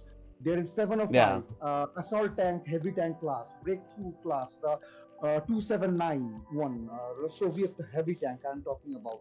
But we don't have a proper matchmaking where we get tanks. You have often spoke about this, like one team gets 2 mediums, one team gets 1 medium, then the medium which is 1 medium on the one team has to go and support on the heavy side with no armor. Yeah, Wargaming does need to fix their matchmaking. World of Tanks PC has a better job there. There's no real argument for me. World of Tanks PC, I also stick with one of your opinions. World of Tanks PC is dying slowly as well. Reason because I am from India and I play on EU server on World of Tanks Blitz. However, on World of Tanks PC, I do get a default Asia server, and I have played many matches on after like 11 p.m. where there is, instead of 15 versus 15, it's 7 versus 7 due to lack of players, and often you get to play against bots or you get bots on your team. Oh yeah, I've seen it in low tiers as well. There's a lot of matches in low tiers when you're up against bots. It's bad. PC is definitely dwindling. It's unfortunate, but it's also Wargaming's fault. They have made it so that low tier vehicles are way too high damage per minute, and they've made it so that vehicles deal too much damage in general. They made it so bond equipment is flat better than most equipment, which allows you to have advantages over your opponents, especially the average player who doesn't put in as much time. And other things in World of Tanks. Yeah, in general, Wargaming has really dug themselves a pretty big hole for PC. They would have to kind of do update 5.5 for Blitz to fix a lot of it wouldn't be that hard for Wargaming to make PC a better game. They need to do it Blitzes. They need to make the game less complicated. They need to make it more appealing to younger audiences. The problem is World of Tanks PC is for audiences that are older. The average PC player is probably over the age of 18 because of how complex and strategy-based the game is. And there's nothing wrong with that. But you need to adapt to a changing environment, and that's where World of Tanks PC fails. The newer players do not enjoy the game. You are playing against people who seal club in overpowered vehicles with bond equipment on their tier 3 tanks. It's stupid. Artillery exists. Artillery completely ruins a lot of the game's fun. The stun mechanic... Yeah, the PC is not good. You know, the balance department does a terrible job on tanks. The Object 2790 is completely overpowered. Spotting mechanics are stupid.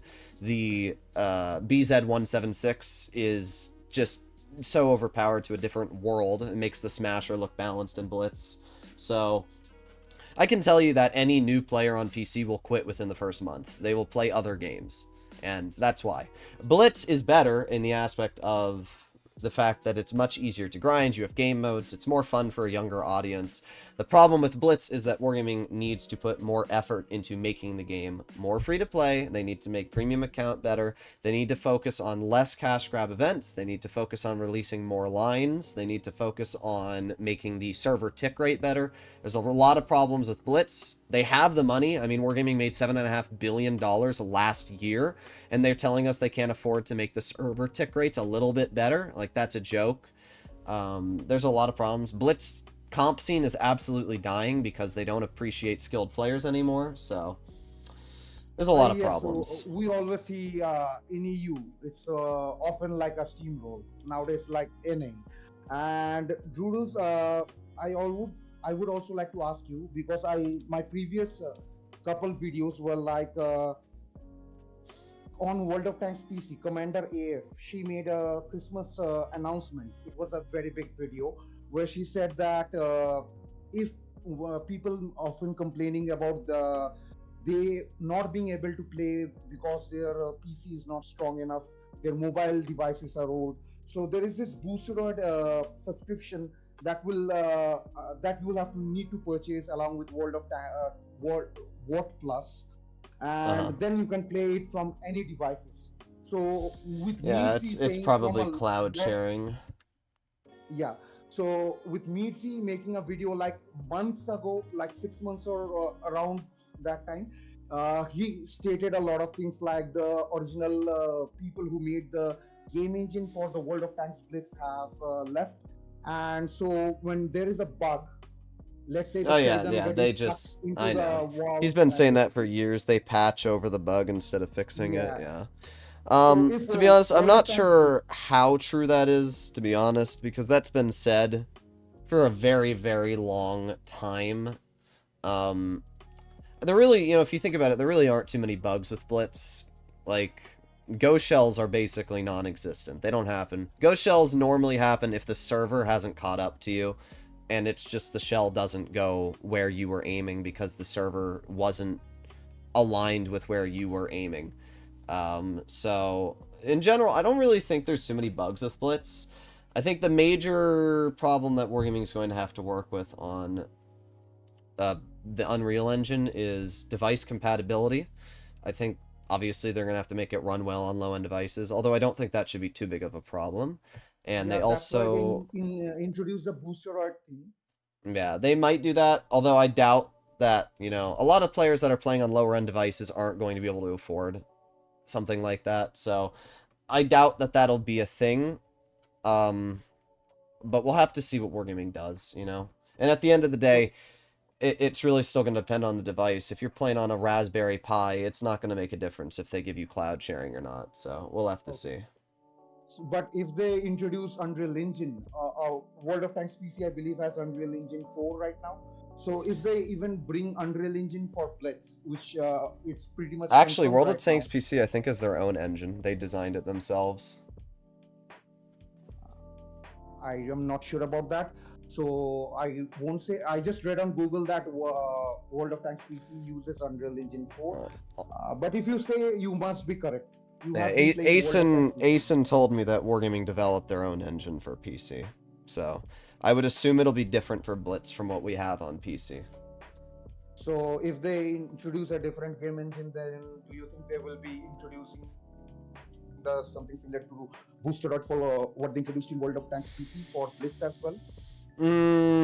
No, I don't think so. I think that they're gonna just optimize the game. We'll have to see, but I don't think they'll do that. Most Blitz players aren't willing to throw as much money into the game because, you know, there are the whales. Every game has whales, but at the end of the day, the people that are playing on low-end devices can't afford that, you know? If you're looking at, Yes, you know, like, I understand. yeah, You and Fatness have been an inspiration to me, and Fatness was always a free-to-play player.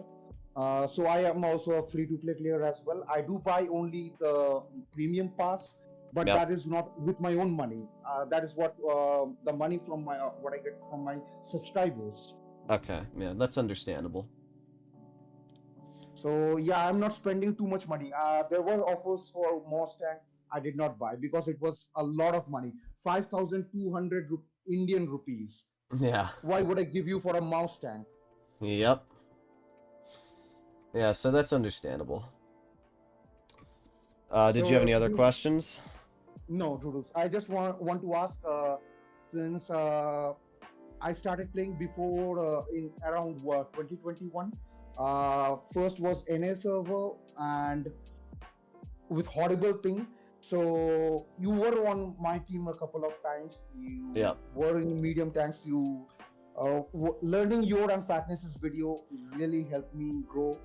I didn't get the noob matchmaker, otherwise I would have been a better player. I am what I am on my own skill base, learning from you lot. So how, any advices on how I should grow both as a content creator and as a player? Well, content, just post what you like. I mean, that's what I did back in the day. I just posted content. You know, the problem that a lot of people do as content creation is they post what they think people want to see instead of what they want to make. If you post content that you want to make and stop focusing on what other people want you to make, you will create a fan base that is less dependent on clickbait and less dependent on, you know, like for me, you know, people have tried to cancel me like 80,000 times now, and it doesn't mean anything because my fan base doesn't care, you know. And it's because most of the people aren't just there for the content, they're there to see me. So you need to build a fan base that cares more about you than the content necessarily, you know, something like Markiplier. When it comes to getting better at the game, just as I always tell people, focus on the reasons you die. If you die in a battle and you don't do much damage, go back, look at the replay, see why you died, and then be like, okay, I won't do that again. And if you do that enough times, you'll learn from your mistakes. So that's kind of how it works. Almost 9,000 games because I play fun modes more. The normal regular modes are very boring nowadays on EU servers, so I play fun modes more. And I'm currently around 56% win rate, I believe. That's it. Okay, not too bad. Hands up for your suggestion. Thank you so much, Droodles, for having this conversation. I wish you and your family a belated but very happy new year. Yep, you too. Have a good one, man. Thank you so much. Good night. Yep. Alright, who next? Who next? Let's see. Obama games. Bro, do I drag Obama games into the VC? You know, let's do this Prevail player. Does he have a working mic?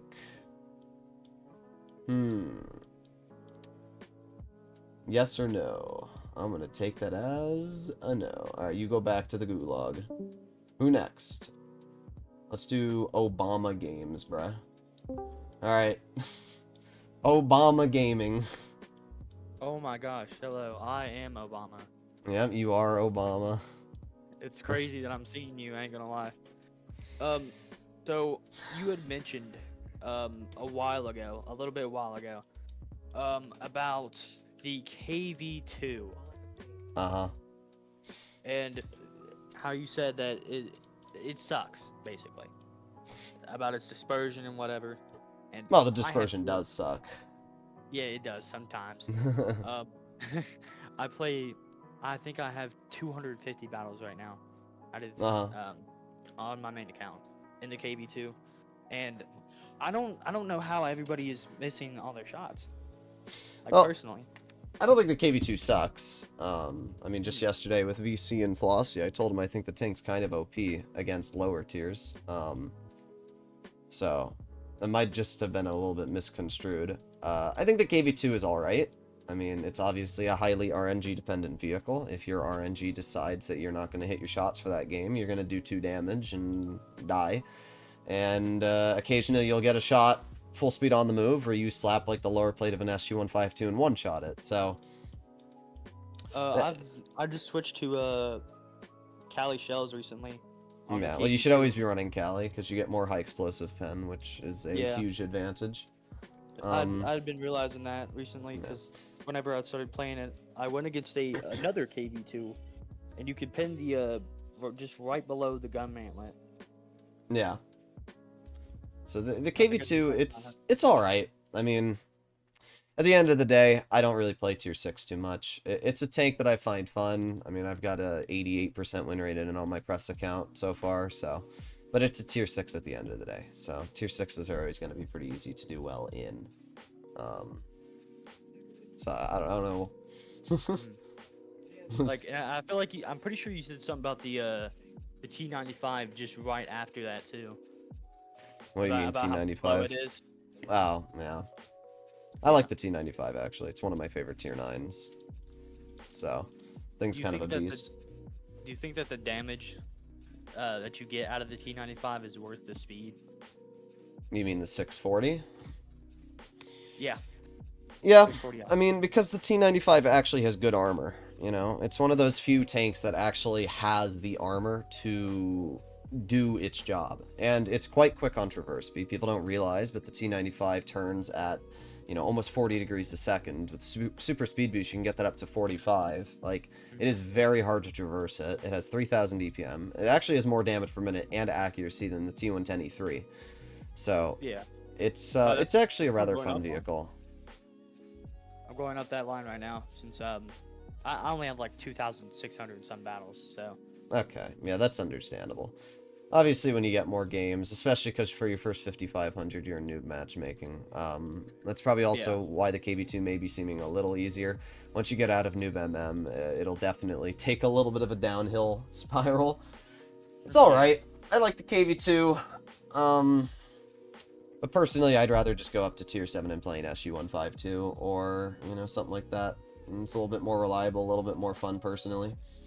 Like, so, when you were talking about noob MM, like, I was watching one of your videos recently where he was talking about it, and I don't have that experience whenever I play these tanks like tier 8 and tier 10. I'm getting people with 55,000 battles, 22,000 battles, that kind of stuff. Well, especially in the T95. Send me a replay of your latest game. My latest game? I think my latest game was in a tier... Well, anything above tier, like, 6. 90% of the games you play it when you're under 2,500 game or under 5,000 games, you will have most of your teammates also sitting under 5,000 games. I mean, you might have the occasional player who's over 5,000. You might have people that are 50,000, but they're always going to be less than 50% win rate. They'll be sitting 45 to 42% win rate. And the reason why is because the noob matchmaker is the noob matchmaker. It will throw people that are doing consistently garbage into that matchmaker so that they can be garbage, not in the normal MM. So yeah, like you're essentially the entire reason why I know about these things, because I've been watching you for God knows how long. That's understandable. I mean, the noob MM's good. Helps people get better at the game, you know. It gives you 5,000 battles. You know, sometimes you will play normal. If you're playing at like 2, 3 a.m., you will fight sometimes. You know, I've been placed in noob matchmaking on my account every now and then. And it's because there's not enough people in the game. You will also be sometimes placed in noob MM if you're playing a new vehicle for your first couple games. So you're always going to fight people that might not necessarily be part of the noob matchmaker. But for the most part, 80 to 70% of the players on both teams are going to be under 5,500 games. You know, especially if you play on the European server, because there's more people, it's almost guaranteed. So that's kind of how it is. The largest amount that I've seen on somebody that I was playing with / against was 107,000. Yeah. Was he like a 20% player though? No, he was. I think he was 46%. Yeah, that's what I mean though. Like, they're gonna be bad. If you're 100,000+ games and still 46%, you're doing something wrong. Like, you are not helping your team. So that I would consider to be a noob. You know, anybody that's less than 50% and has over 100k games has not learned. Yeah. So that's kind of how it is. I have liked what I've experienced so far, but I think that's just because I'm a noob, I guess. Mm-hmm. Because well, once you get out of it, you can let me know your feelings. On the NA server, well, by the time you're out of it, you will actually have the ability to choose what server you play on, although the ping will still probably be about 200 on the European server, so it probably won't be worth it. But when you get out of it, you're just going to see a lot more YOLOs, and YOLOs from autoloaders and players that just make stupid plays. The problem is it unfortunately punishes people that are trying to get better, you know? So okay. It's just, I feel like it's so iffy most of the time. Yep. Like, on what you're gonna get because of the matchmaking. I sent you the replay. Yeah, let me see. That was a horrible game too. I'm pretty sure because I just got the T22 medium. Did you DM me it? Yeah. Let me check our DMs. Oh yeah, I do see it. Okay. Then I asked you to play the T21. Oh my god, I saw that. I saw that on a live stream. I don't know why I remembered that. Oh, well this is also 10v10. 10v10 you're not going to fight a noob MM. It's only pubs. So, this won't actually matter at all. Any game mode you play will be placed against any player. It does not matter how many games you have. It also won't add a count. Like, it won't add battle count when you play a game mode. I've been grinding for credits, honestly. Yeah. That's understandable. Although I will say 10v10 is actually worse probably for grinding credits than pubs, because you earn the same credits as you do normal matches, but you don't get awards which will earn you credits like Masteries, Kalabanov's, High Caliber. So I would recommend to play lower tier premiums. I did so bad on that game too. Yeah. I got killed real quick. So that's kind of how I'd say it. Did you have any other questions or comments? Yeah, also with Callie and Rammer, of course. I've been running Rammer since I started the game. All right. I can give you the argument on why Callie is flat better. And this is the same argument I can give. You know, you could get fatness in this VC, and I could give them the same argument, and there is no rebuttal to what I'm going to say, because it's just, so you'll see, right? So let's say calibrated on, you know, let's just get a random tank. Let me just pull out a tier 9. How about an AE phase one, right? So calibrated gives my AE phase 1 20 more mils of standard pen, 43 more mils of premium pen, and 5 more mils of high explosive, okay?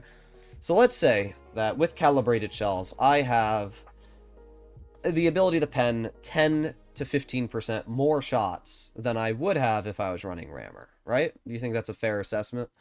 I would say so, yeah. Okay, so if you're penning, let's say just 10% more of your shots with Cali, then that means you already have a 5% DPM advantage over rammer. Yeah. Like, that's it. Rammer gives you a 5% DPM advantage. So if you were to do the math, right? If you were to say that your tank has 2,300 DPM, right? That's what my tank has with calibrated, okay? And let's say you're penning 80% of your shots with Cali. So you do 2,800 multiplied by 0.8, and you have 2,240 effective DPM. Now, wait, why did I do 2,800? Huh? Wait, I messed that up. Wait, my brain died there. I meant 2,300 times 0.8. All right, let me do that again. So 2,300 effective damage per minute multiplied by 0.8, 1,840 effective damage per minute if you're penning 80% of your shots. So as we said, with rammer, you're penning maybe about, what? Let's say 10% less shots, okay? So we put on rammer, you have 2,400 DPM. So let's go back over to the calculator. 2,430 DPM, multiply that by 0.7. Your effective DPM is 1,701. So you have 1,840 effective DPM running Cali if you're penning 10% more shots, than 1,700 DPM if you're penning 10% less with a 5% DPM advantage. That's the problem. So, I mean, that makes sense to me now. Literally, calibrated would have to only give you a 4% advantage. But there's no way it's only making that much. I mean, any heavy you're going up against with Cali, you can pen in the turret, where in a medium, if you're running rammer, you have to get to the side. That's wasting time, that's wasting DPM. And that's not even to mention as well, you're only getting that 5% damage per minute buff with rammer when you are literally shooting every 0.52 seconds faster. If you hold on to that shell for 0.5 seconds, or you're driving somewhere and you have your shell, you're getting no advantage. Where Cali always gives you an advantage, no matter what. Your standard pen literally has 20 more mils on every tank. It's flat better, you know, that's the problem. You know, you think to yourself, oh wow, I see that green number, damage per minute goes up. You know, even, let's take like the highest DPM tank in tier 10, you know? You take a Leopard 1, which has some of the highest DPM. Leopard 1 has 3,863 damage per minute with rammer. You know, again, you do the same thing, 3,863. Multiply that by, let's do 0.7 again, you know, that's 2,700 effective DPM. And then you pull out the calculator again, and you do, you know, 3, and we got to put on Cali. So your effective DPM goes from 3,860 down to 3,670. So 3,670, multiply that by 0.8. Your effective DPM is 2,936. So again, like you're dealing an extra 200 damage per minute if you're penning more shots. And that's, as I said, like it could be a 6% advantage. You'd still have a better value. Even if it's only a 5% advantage with Cali on penning your shots, that would be equal to rammer. But then why would you want something that's equal? Why would you run rammer if it's equal to calibrated, but yet Cali's giving you all these pen buffs? You know? Yeah. That's the problem. I can understand that. So like, that's the problem. When you're starting out, like that, you don't watch YouTube videos about it because you're not into it, and then you get into it just like on your free time, grinding on the game. Yep. And then you learn about it and you feel like you're stupid because, you know, more pen. I mean, there's a lot of skilled player. You know, you look at Peter Keck W, he averages close to 4,000 damage. He runs rammer on some tanks. He would still, I guarantee, average just about the same if he was running calibrated. It would not make a difference, you know. Like, I'm able to go upwards of 35 to 3,600 damage on most tanks, and I don't even read the mini-map, and I run Cali on every single vehicle in the game. So, at the end of the day, like, there might be some tanks I will run rammer on. Occasionally, lower tiers, it's not as big of a deal. If I'm in, like, tier 6, you know, you don't care that much about pen on a tier 6. It doesn't really matter. But when you're in tier 8 through 10, you know, the pen advantage is too much to give up for a slight DPM increase. That's the problem. I think it's because of my stupid little monkey brain and just playing derp guns. Yeah. And I look at that reload and I'm like, I don't Well, want to even with that. derp guns, So, you know, you have one shot, you know, let's say like a 183. You got one shot every 20 seconds. Would you rather pen that shot or possibly bounce it because with a 183 you've lost 24 mils of AP pen and now you have to wait 18.9 seconds to get that shell back with rammer? You know, when I was playing comp, the major thing I would always tell my teammates is instead of snapping the shell when you're rolling around the corner, aim your shot for 1 second. Because missing that shot and now having to reload for an additional 10 seconds is a lot worse than spending 1 extra second to aim that shell in. So it's something like that where, sure, rammer does give you an advantage. I'm not gonna lie, there are some circumstances where maybe rammer would have saved me. But there's many more circumstances where calibrated does save me, where I'm up against a heavy that I would not have been able to pen. You know, what if you're in a late game situation, a Type 71's rolling around the corner, and you decided to run rammer on your medium? Uh-oh, now you can't pen the Type. Now you have to load gold. And because you're loading gold, your average damage is going low. You might low roll the shell, where I might have been able to pen that vehicle with AP because it would have had 20 more mils of pen. There's just so many situations where Cali gives you that advantage over rammer. I also wanted to talk about the Chimera, the Chimera and the T54 Mod 1 nerf. Yeah. Because the Chimera, it was, to me, one of the best tier 8s I ever had. Well, what did they nerf on the Chimera? Oh, you mean the reactive armor? Yeah, the consumables, yeah. And the, I'm pretty sure it had coded optics, too. It did, yes. It did have reticle calibration. Because that's what I was running that on it, and they took it away. And on the T54 Mod 1, it used to be more of a light tank because of its mobility, and then they nerfed that. Well, for the Chimera, honestly, I'm not too mad about it because the tank is still definitely in the almost overpowered category. A medium with 440 alpha, 10 degrees gun depression, pretty solid armor, and decent mobility. It's kind of got it all. It's understandable that Wargaming would remove a little bit of the consumables, especially because they didn't really nerf the stats at all. They just took away some consumables. So I'm not too mad about that. And then what was the other tank you said? The T54 Mod 1. It's just the mobility because it's so slow now. Well, the problem with the mod one is it's just outdated. It was very, when it was first released into the game, I remember Bushka making a video saying it's like the most OP beast, and you know, that's because the average tank back in the day, first of all, Cali didn't exist. All that existed was gun rammer and enhanced gun lane drive and V-stabs, so there was no such thing as the current equipment. So mediums and heavies, you know, the IS-6 back in the day, have you ever looked at the IS-6, how it has 2 guns?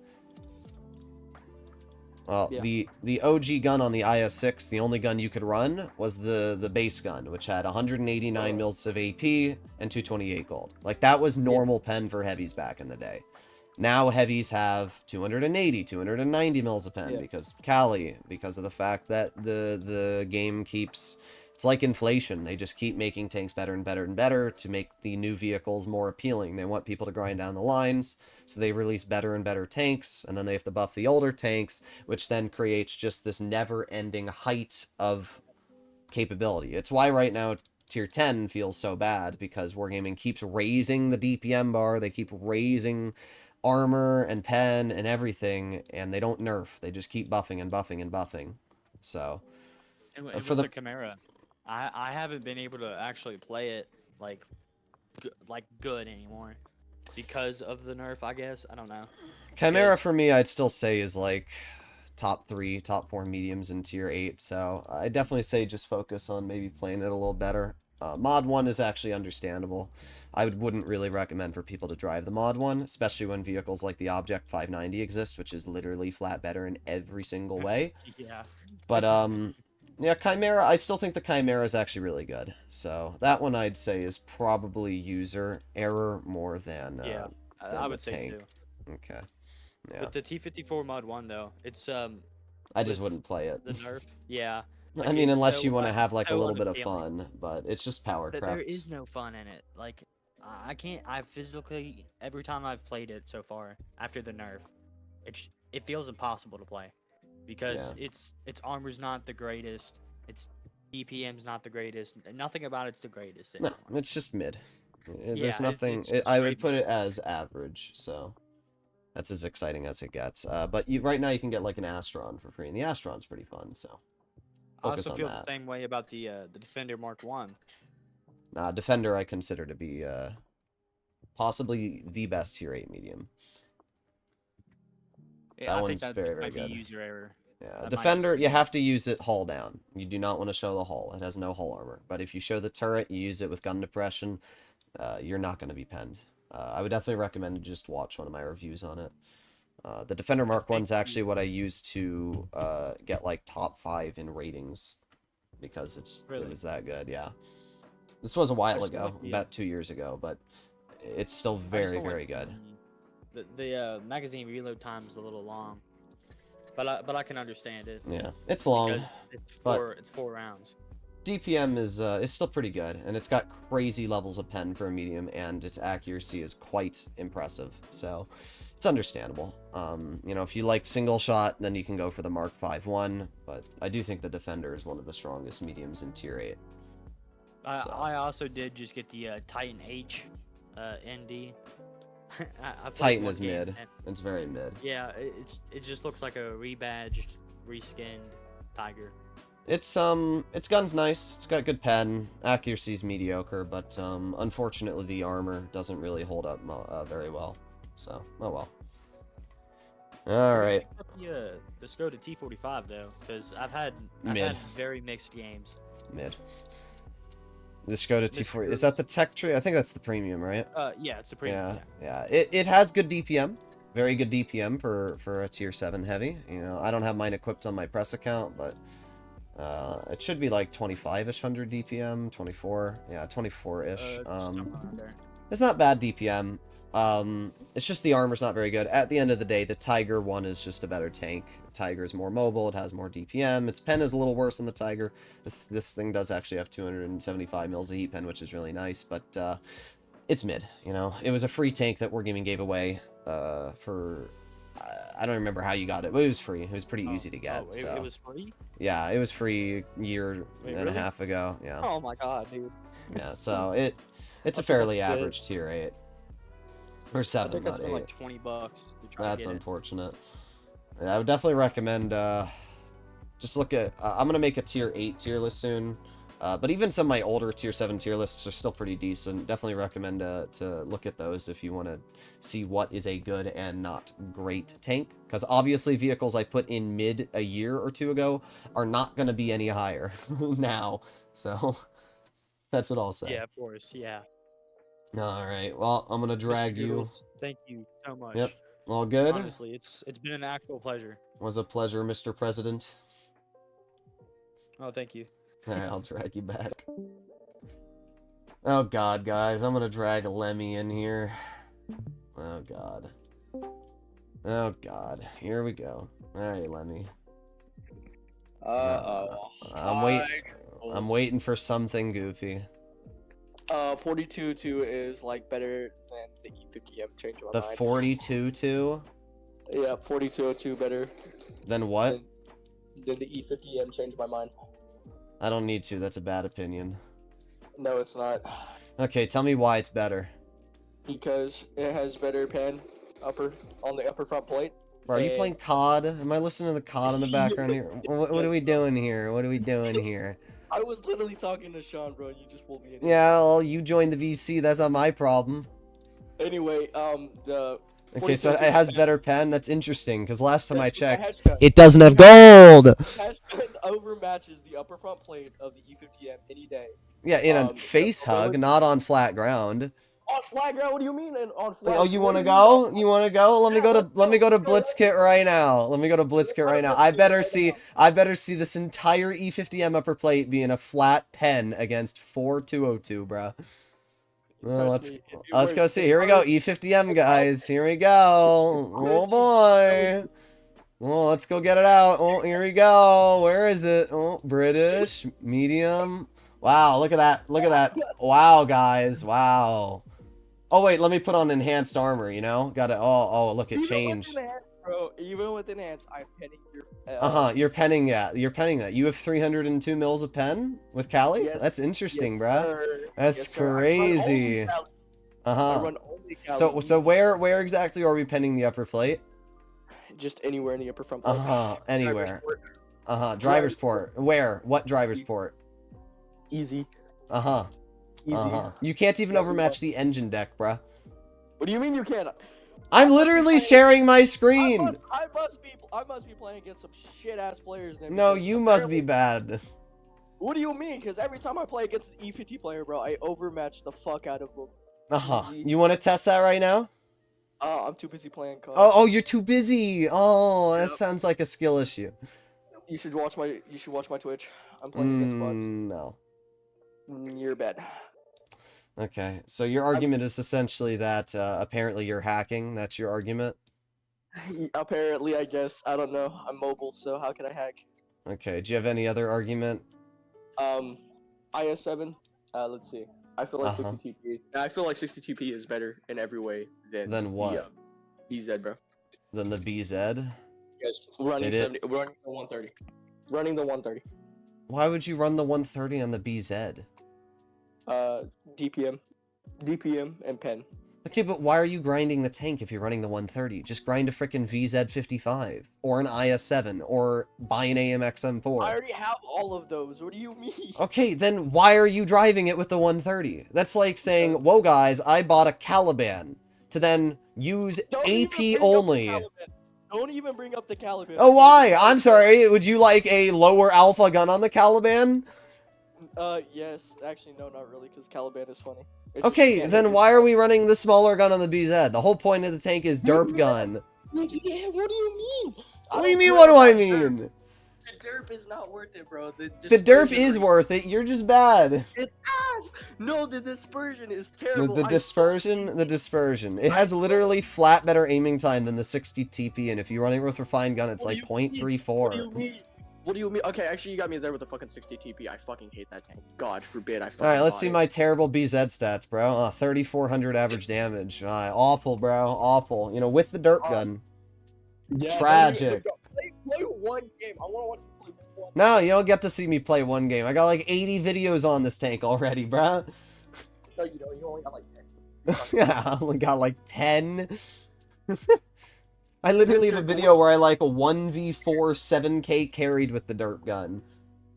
We're glazing the BZ over here, sir. You're glazing it. Yeah, I am glazing it. Things getting frosted. Oh my god. Yeah, alright. Your arguments are L.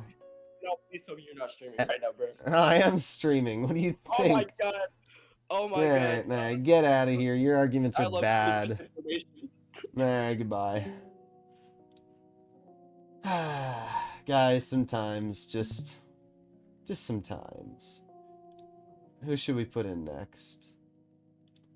Chief Gargle Balls. Yeah, bro, Chief Gargle Balls. I love your name. What do you mean? It's great.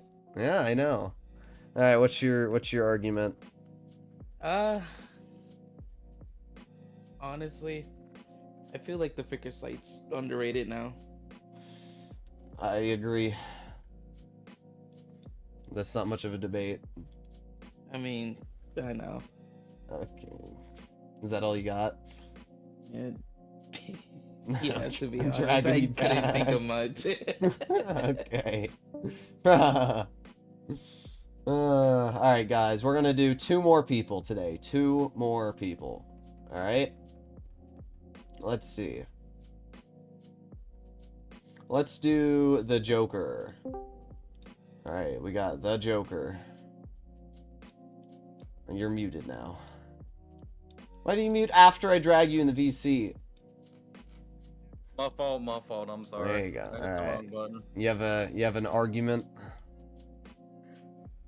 Yeah, I got an argument. You never answered my question about little kids. Do you like them young and tight or what? Asian, black? Well, I mean, unfortunately for you, the question is answered by this button here. Oh, darn, he got banned, guys. Anyway. Let's see. Miksu. Alright, what up, Miksu? Bro, server deafened! There you go. Hello. Alright, you got an argument? Yes, I think that selling your collector tanks to gamble is a good idea. You think that selling collector tanks to gamble is a good idea? Yes. Okay, have you gotten any tanks from gambling?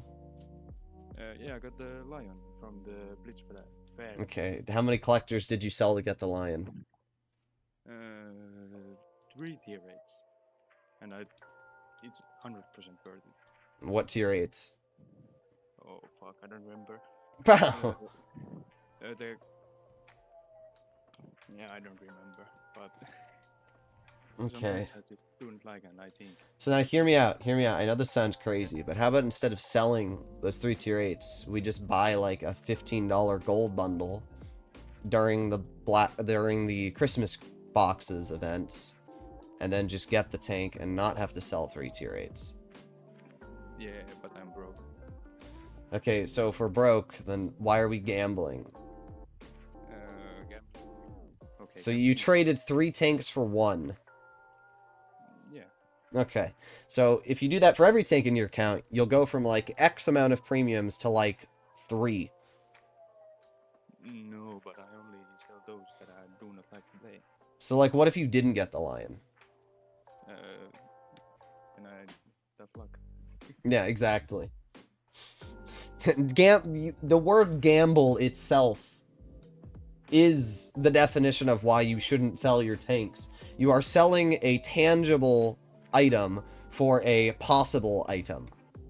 You know, I watched I Gamble So You Don't Have to spend another $100 the other day on 42 ID cards so that he once again didn't get the Waffenträger Alfie 100.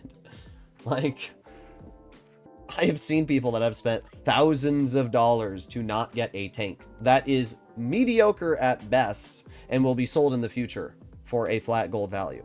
Instead of selling tier 8s right now to get your hands on a lion, you could just wait a couple months for the vehicle to be released in crates, or even a year for it to be released in next year's Blitz Fair, and then buy it for a flat out gold price and save up the gold and save up your free XP and then not have to sell those tanks. You see how that is a smarter decision?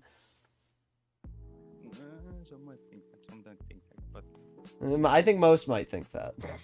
Yeah, but I truly believe if people do not like the tanks, that you don't have to go... Well, if they don't like the tanks, I guess they shouldn't have bought them. Or in your case, gambled for them. Yeah, but those are tanks I got for free. So it's... Yeah, but you don't even know what they are. No, I don't remember the numbers and, you know... At the end of the day, my free-to-play account on Europe has about, I think it's 10 tier 10s, tier 10 collectors, maybe 5 or 6 tier 9 collectors. I've got about 8 or 7, maybe even more premiums in tier 8. I probably have about 30 to 40 premiums in general, and I've only played a couple thousand games on that account, and I haven't even logged onto that account to actually like do any free-to-play grinding over the past year. I could have had the Elephant, I could have had the Stritzvon 81, I could have had the Astron Rex, which is available right now, Skoda T56 during the Atypical event, paired with all of those other crates. At the end of the day, I have earned a lot more from not gambling and just grinding events and watching gold ads than you will get gambling, because for the most part, the only crates I ever gamble on are collectibles on that account to get the XP boosters so I can grind through lines faster, not for the actual rewards. I do not ever gamble on the crates. If there's a tank that I want to get, I save up gold until I get enough gold and then I pick it up. Yeah. I get your point in this, but I just think... Well, wait, I have to collect my words. I don't really know this in English. Oh. All good. Well, at the end of the day, if gambling works for you, I mean, I guess don't knock it, but if it ends up screwing you over in the future, you also can't really get mad at wargaming. Yes, that's absolutely correct. Yeah, that's really the best way to describe it. I don't mean that the gambling, that it's good, but if you truly feel like you don't like the tanks, I don't see then you don't play them at all. Those were tanks that I haven't touched in months. Yeah. And if you truly think that if you want to gamble, then I mean like gambling is not good. But if you want to get some... Well, if you want to gamble, you should just go to a casino, because at least you'll make money or lose money instead of doing it on virtual gold and blitz. But you lose money if you don't have money. Like like I do. In Blitz, you're losing money either way. At least in real life, you could make money. Yeah, but you got those tanks for free. But yes, gambling is not good. But I think if you don't like the tanks, I don't see the problem why you. Well, if you don't like the tanks, you can sell them, but don't gamble the gold. Just buy another tank that you like. There's tanks in the auction that were like, an M41D was like 3,500 gold. Pick up an M41D. Don't spend that gold on crates to then not get anything. Yeah, that's for sure. So I just wanted to say gamble because it sounds. Bruh. Alright, I'm dragging you back over here. Yeah. Alright, Lettuce. Lettuce. You're the last contender today. What is your poob, Lettuce? You told me to drag you in VC. I need to debate this. Lettuce! Hear me out. Uh-huh. The British tier 9 mediums are the best tier 9 medium. British tier 9 mediums are the best tier 9 medium. Plural to not plural. You're right. You're right. The Cobra, obviously the Cobra is the best. I mean. Yeah, and the Sense one. Nah, just the Cobra. Bad. Nah, just the Cobra. No. Yeah, just the Cobra. Yeah, just the Cobra. I think Sense one's pretty Nah, just the up Cobra. Nah, I think the Cobra's up Why there. not? Cause Cobra. Because it has bro in the name. Yeah, exactly. Cobra. Oh, fair enough. Okay. Exactly. You poob. No, you. Yeah. Scent's alright. Scent has the turret armor, the Cobra doesn't. I don't like the on-movement dispersion. The on-move literally makes me want to, like... I played a lot of games in today, and I did alright, but, like, the on-move made me miss so many It's shots. bad. The on-move is terrible. I don't know why it's so bad. So... But it has AP standard. It does. So does the 54E1, M46 patent, E50 Air Concept 1, Leopard PTA, T54, Type 61, 120 char. But they don't have hash. Yeah, well, the standard B does. The standard B has hash? Yeah. It has... What? Yeah, you've never seen the HE. It has 113 mils of high explosive. Damn. Okay. Yeah. But it's not as good as the Sun. Ah, okay. Okay, get out of here. Get out of here. By the way, Ren has perms for this VCs. They could have joined at any moment. Alright, I'll do one last person. We'll do this person. Alright, let me drag them in.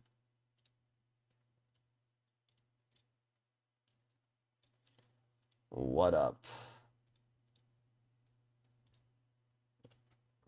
Does mic work?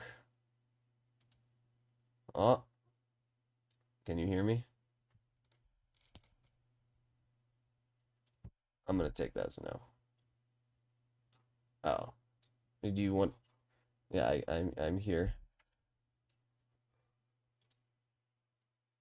Pick me tank. I just want to destroy T95 for the people. Can you go to tank inspector? Uh-huh. You want me to show the track wheel weak spot? Yep. Well, unfortunately, as big as the track wheel weak spot is, the average player is 20%, so they're not going to aim for it. That's why I don't like playing T95. The track wheels are way too bad. If you just try to look at someone else, you just get panned if someone knows where to shoot you. Okay, but what if you just like... What if you just do it like this? What if you just don't angle it, which is how I drive it? Well, the ball just spans it. But if you have multiple people, they just shoot at your tracks, and that's over. Especially they have AP, any tank with AP. Well, let me see my T95 stats. I'm not saying that the T95 is terrible tank, but I really don't like that weak point. Like it feels really bad if people know where to shoot you there. That's true. But I don't mind it too much, because the gun arc is not enough to actually expose the weak point. At this angle here, it's not really a weak point, as we can see. So, really the only time that's going to happen is people get to your side, and usually people are aiming for the hatch or the lower plate. I will see you on live streams that you actually don't aim for that weak point, but you load gold and shoot above the tracks. While you have a I just shoot at the lower plate because I can guarantee the pen in the lower plate. I'm saying when T95 is sideways, you load gold and shoot above the tracks. You don't shoot for that weak point. Oh no, I just shoot here. The spaced armor on this tank is incredibly troll, and I don't trust the problem is, you can see it here, this is all spaced, so I don't trust my RNG enough to... I'm not talking about that. When T95 is not looking at you, but at someone else, you actually load gold and shoot above. What, like here? The tracks. Yeah, but not at that angle, like more angled. You load gold and not at the tracks. Well, I just usually shoot the lower plate if I have the lower plate. Okay, so let's go to another tank, the Foch. Foss tracks are terrible. That one you always shoot the tracks. Tracks, like if like I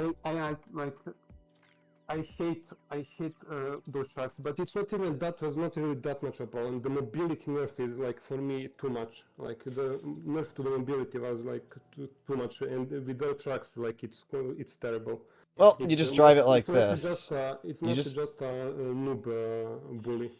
Like, if people know where to shoot Foch, it's really hard to play it. Well, the question is, right, pretend you are 200 meters away, and you're aiming at the Foch at this angle. Where do you pen it?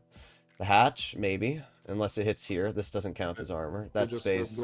That's space. Yeah, you load gold. Okay, so let's get out... Alright, let's put an enhanced armor. That's what I'm running. Let's get out a tier 10 medium, okay? How about an M48 pad? Heavy, not a medium. Mediums, of course, can't pen it. Heavy yeah, well, already a whole class of tanks is already not able to pen the Foch reliably frontally. Okay, how about we get an M6 show? We load gold. Okay, this is an M6 show with gold. Flat ground. It's already a 50-50. If it's using like 2 degrees of gun depression, the upper plate's red. Entirely red. Not even like a chance. So...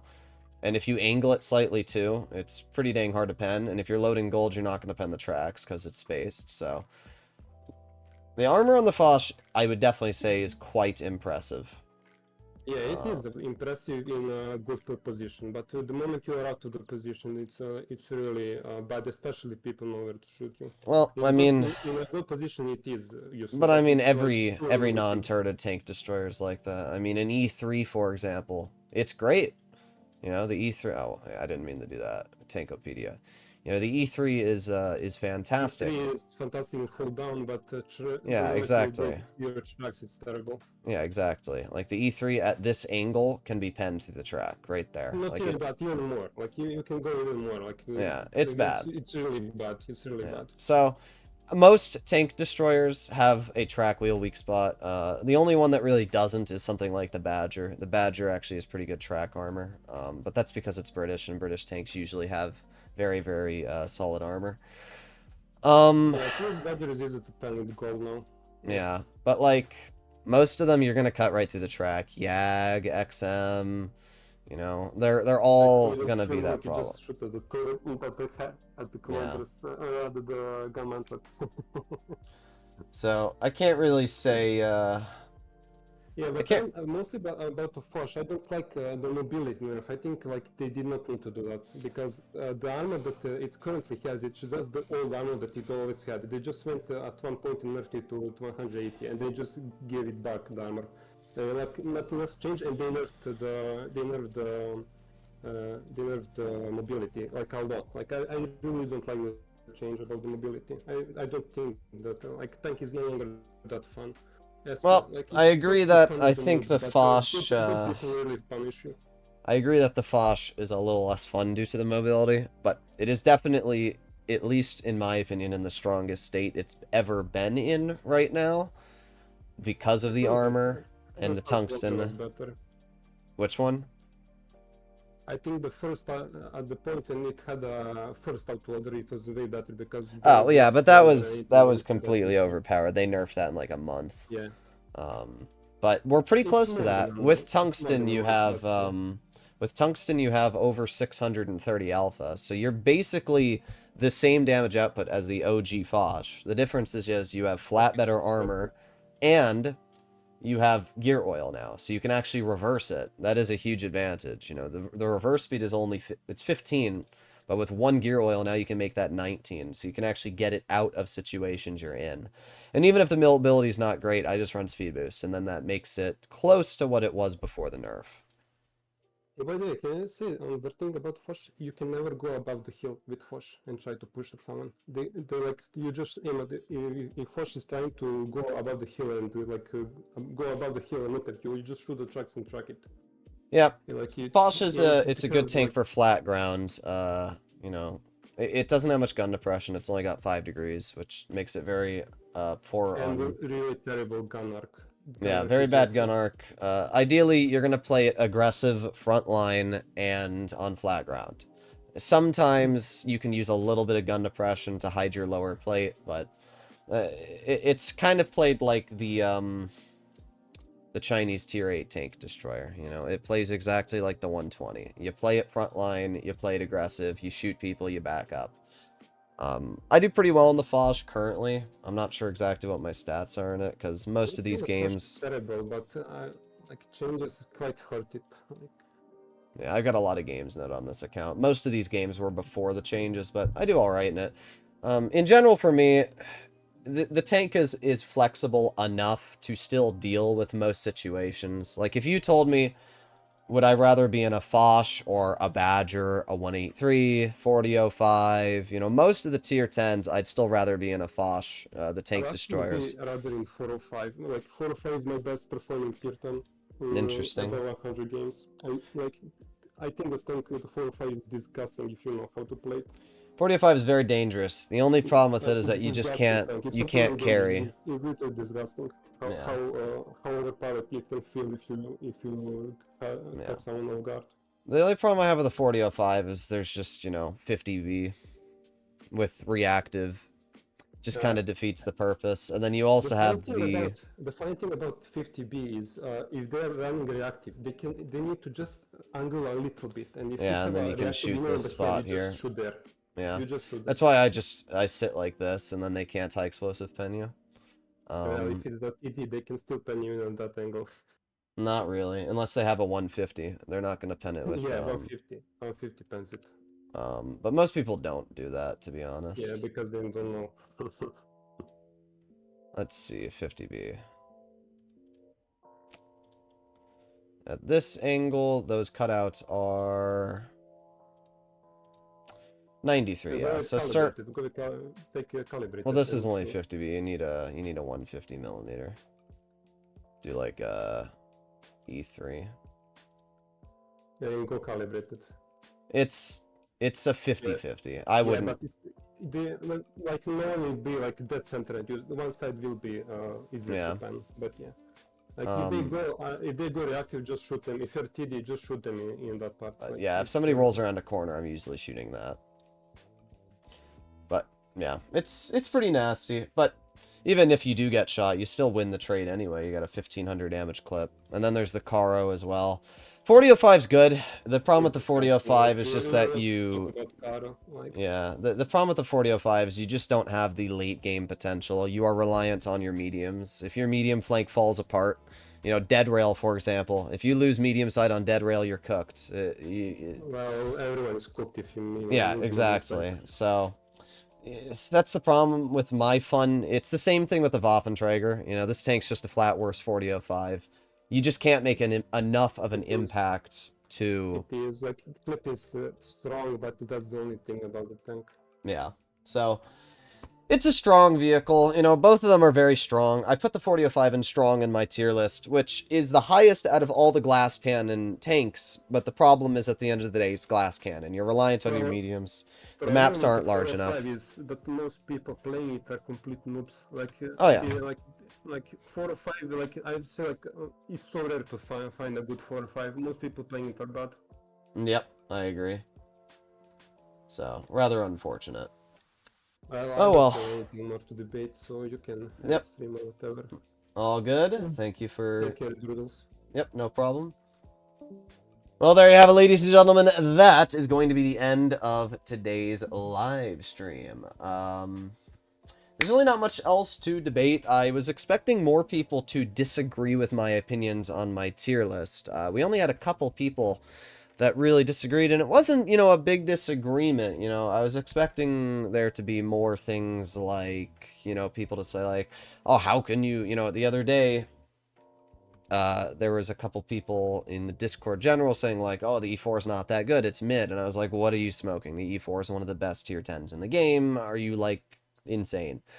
And, you know, things like that, you know, people that try to argue, oh, I like pushing town on Port Bay. I like pushing town on Middleburg. I like pushing Heavy Hill on Castilla. I was expecting some more stuff like that. There really weren't too many debates in that regard, you know. It was more just like questions, which is understandable. I was fully prepared, you know. I literally had, I showed Flossie this, I had everything set up so that if somebody tried to say something, you know, I have stats by relative win rate so that I could bring up vehicles' capabilities. I had blitz stars ready so that I could pull up stats and capabilities of a tank. I mean, I had basically everything. I had my tier list up so that I could see where I put my tank versus others around it. And obviously there were some opinions, like we had somebody saying the 62A, and why do I think it's mid, and then I explain why, and they understand. So, you know, a lot of basic stuff like that. But you guys can let me know your personal feelings, comments, and opinions down below. And there's really not much else to say. So, only like 2 trolls. Yeah, it was the same guy too. So, I could really care less. Hopefully you enjoyed today's video. See you in the next one.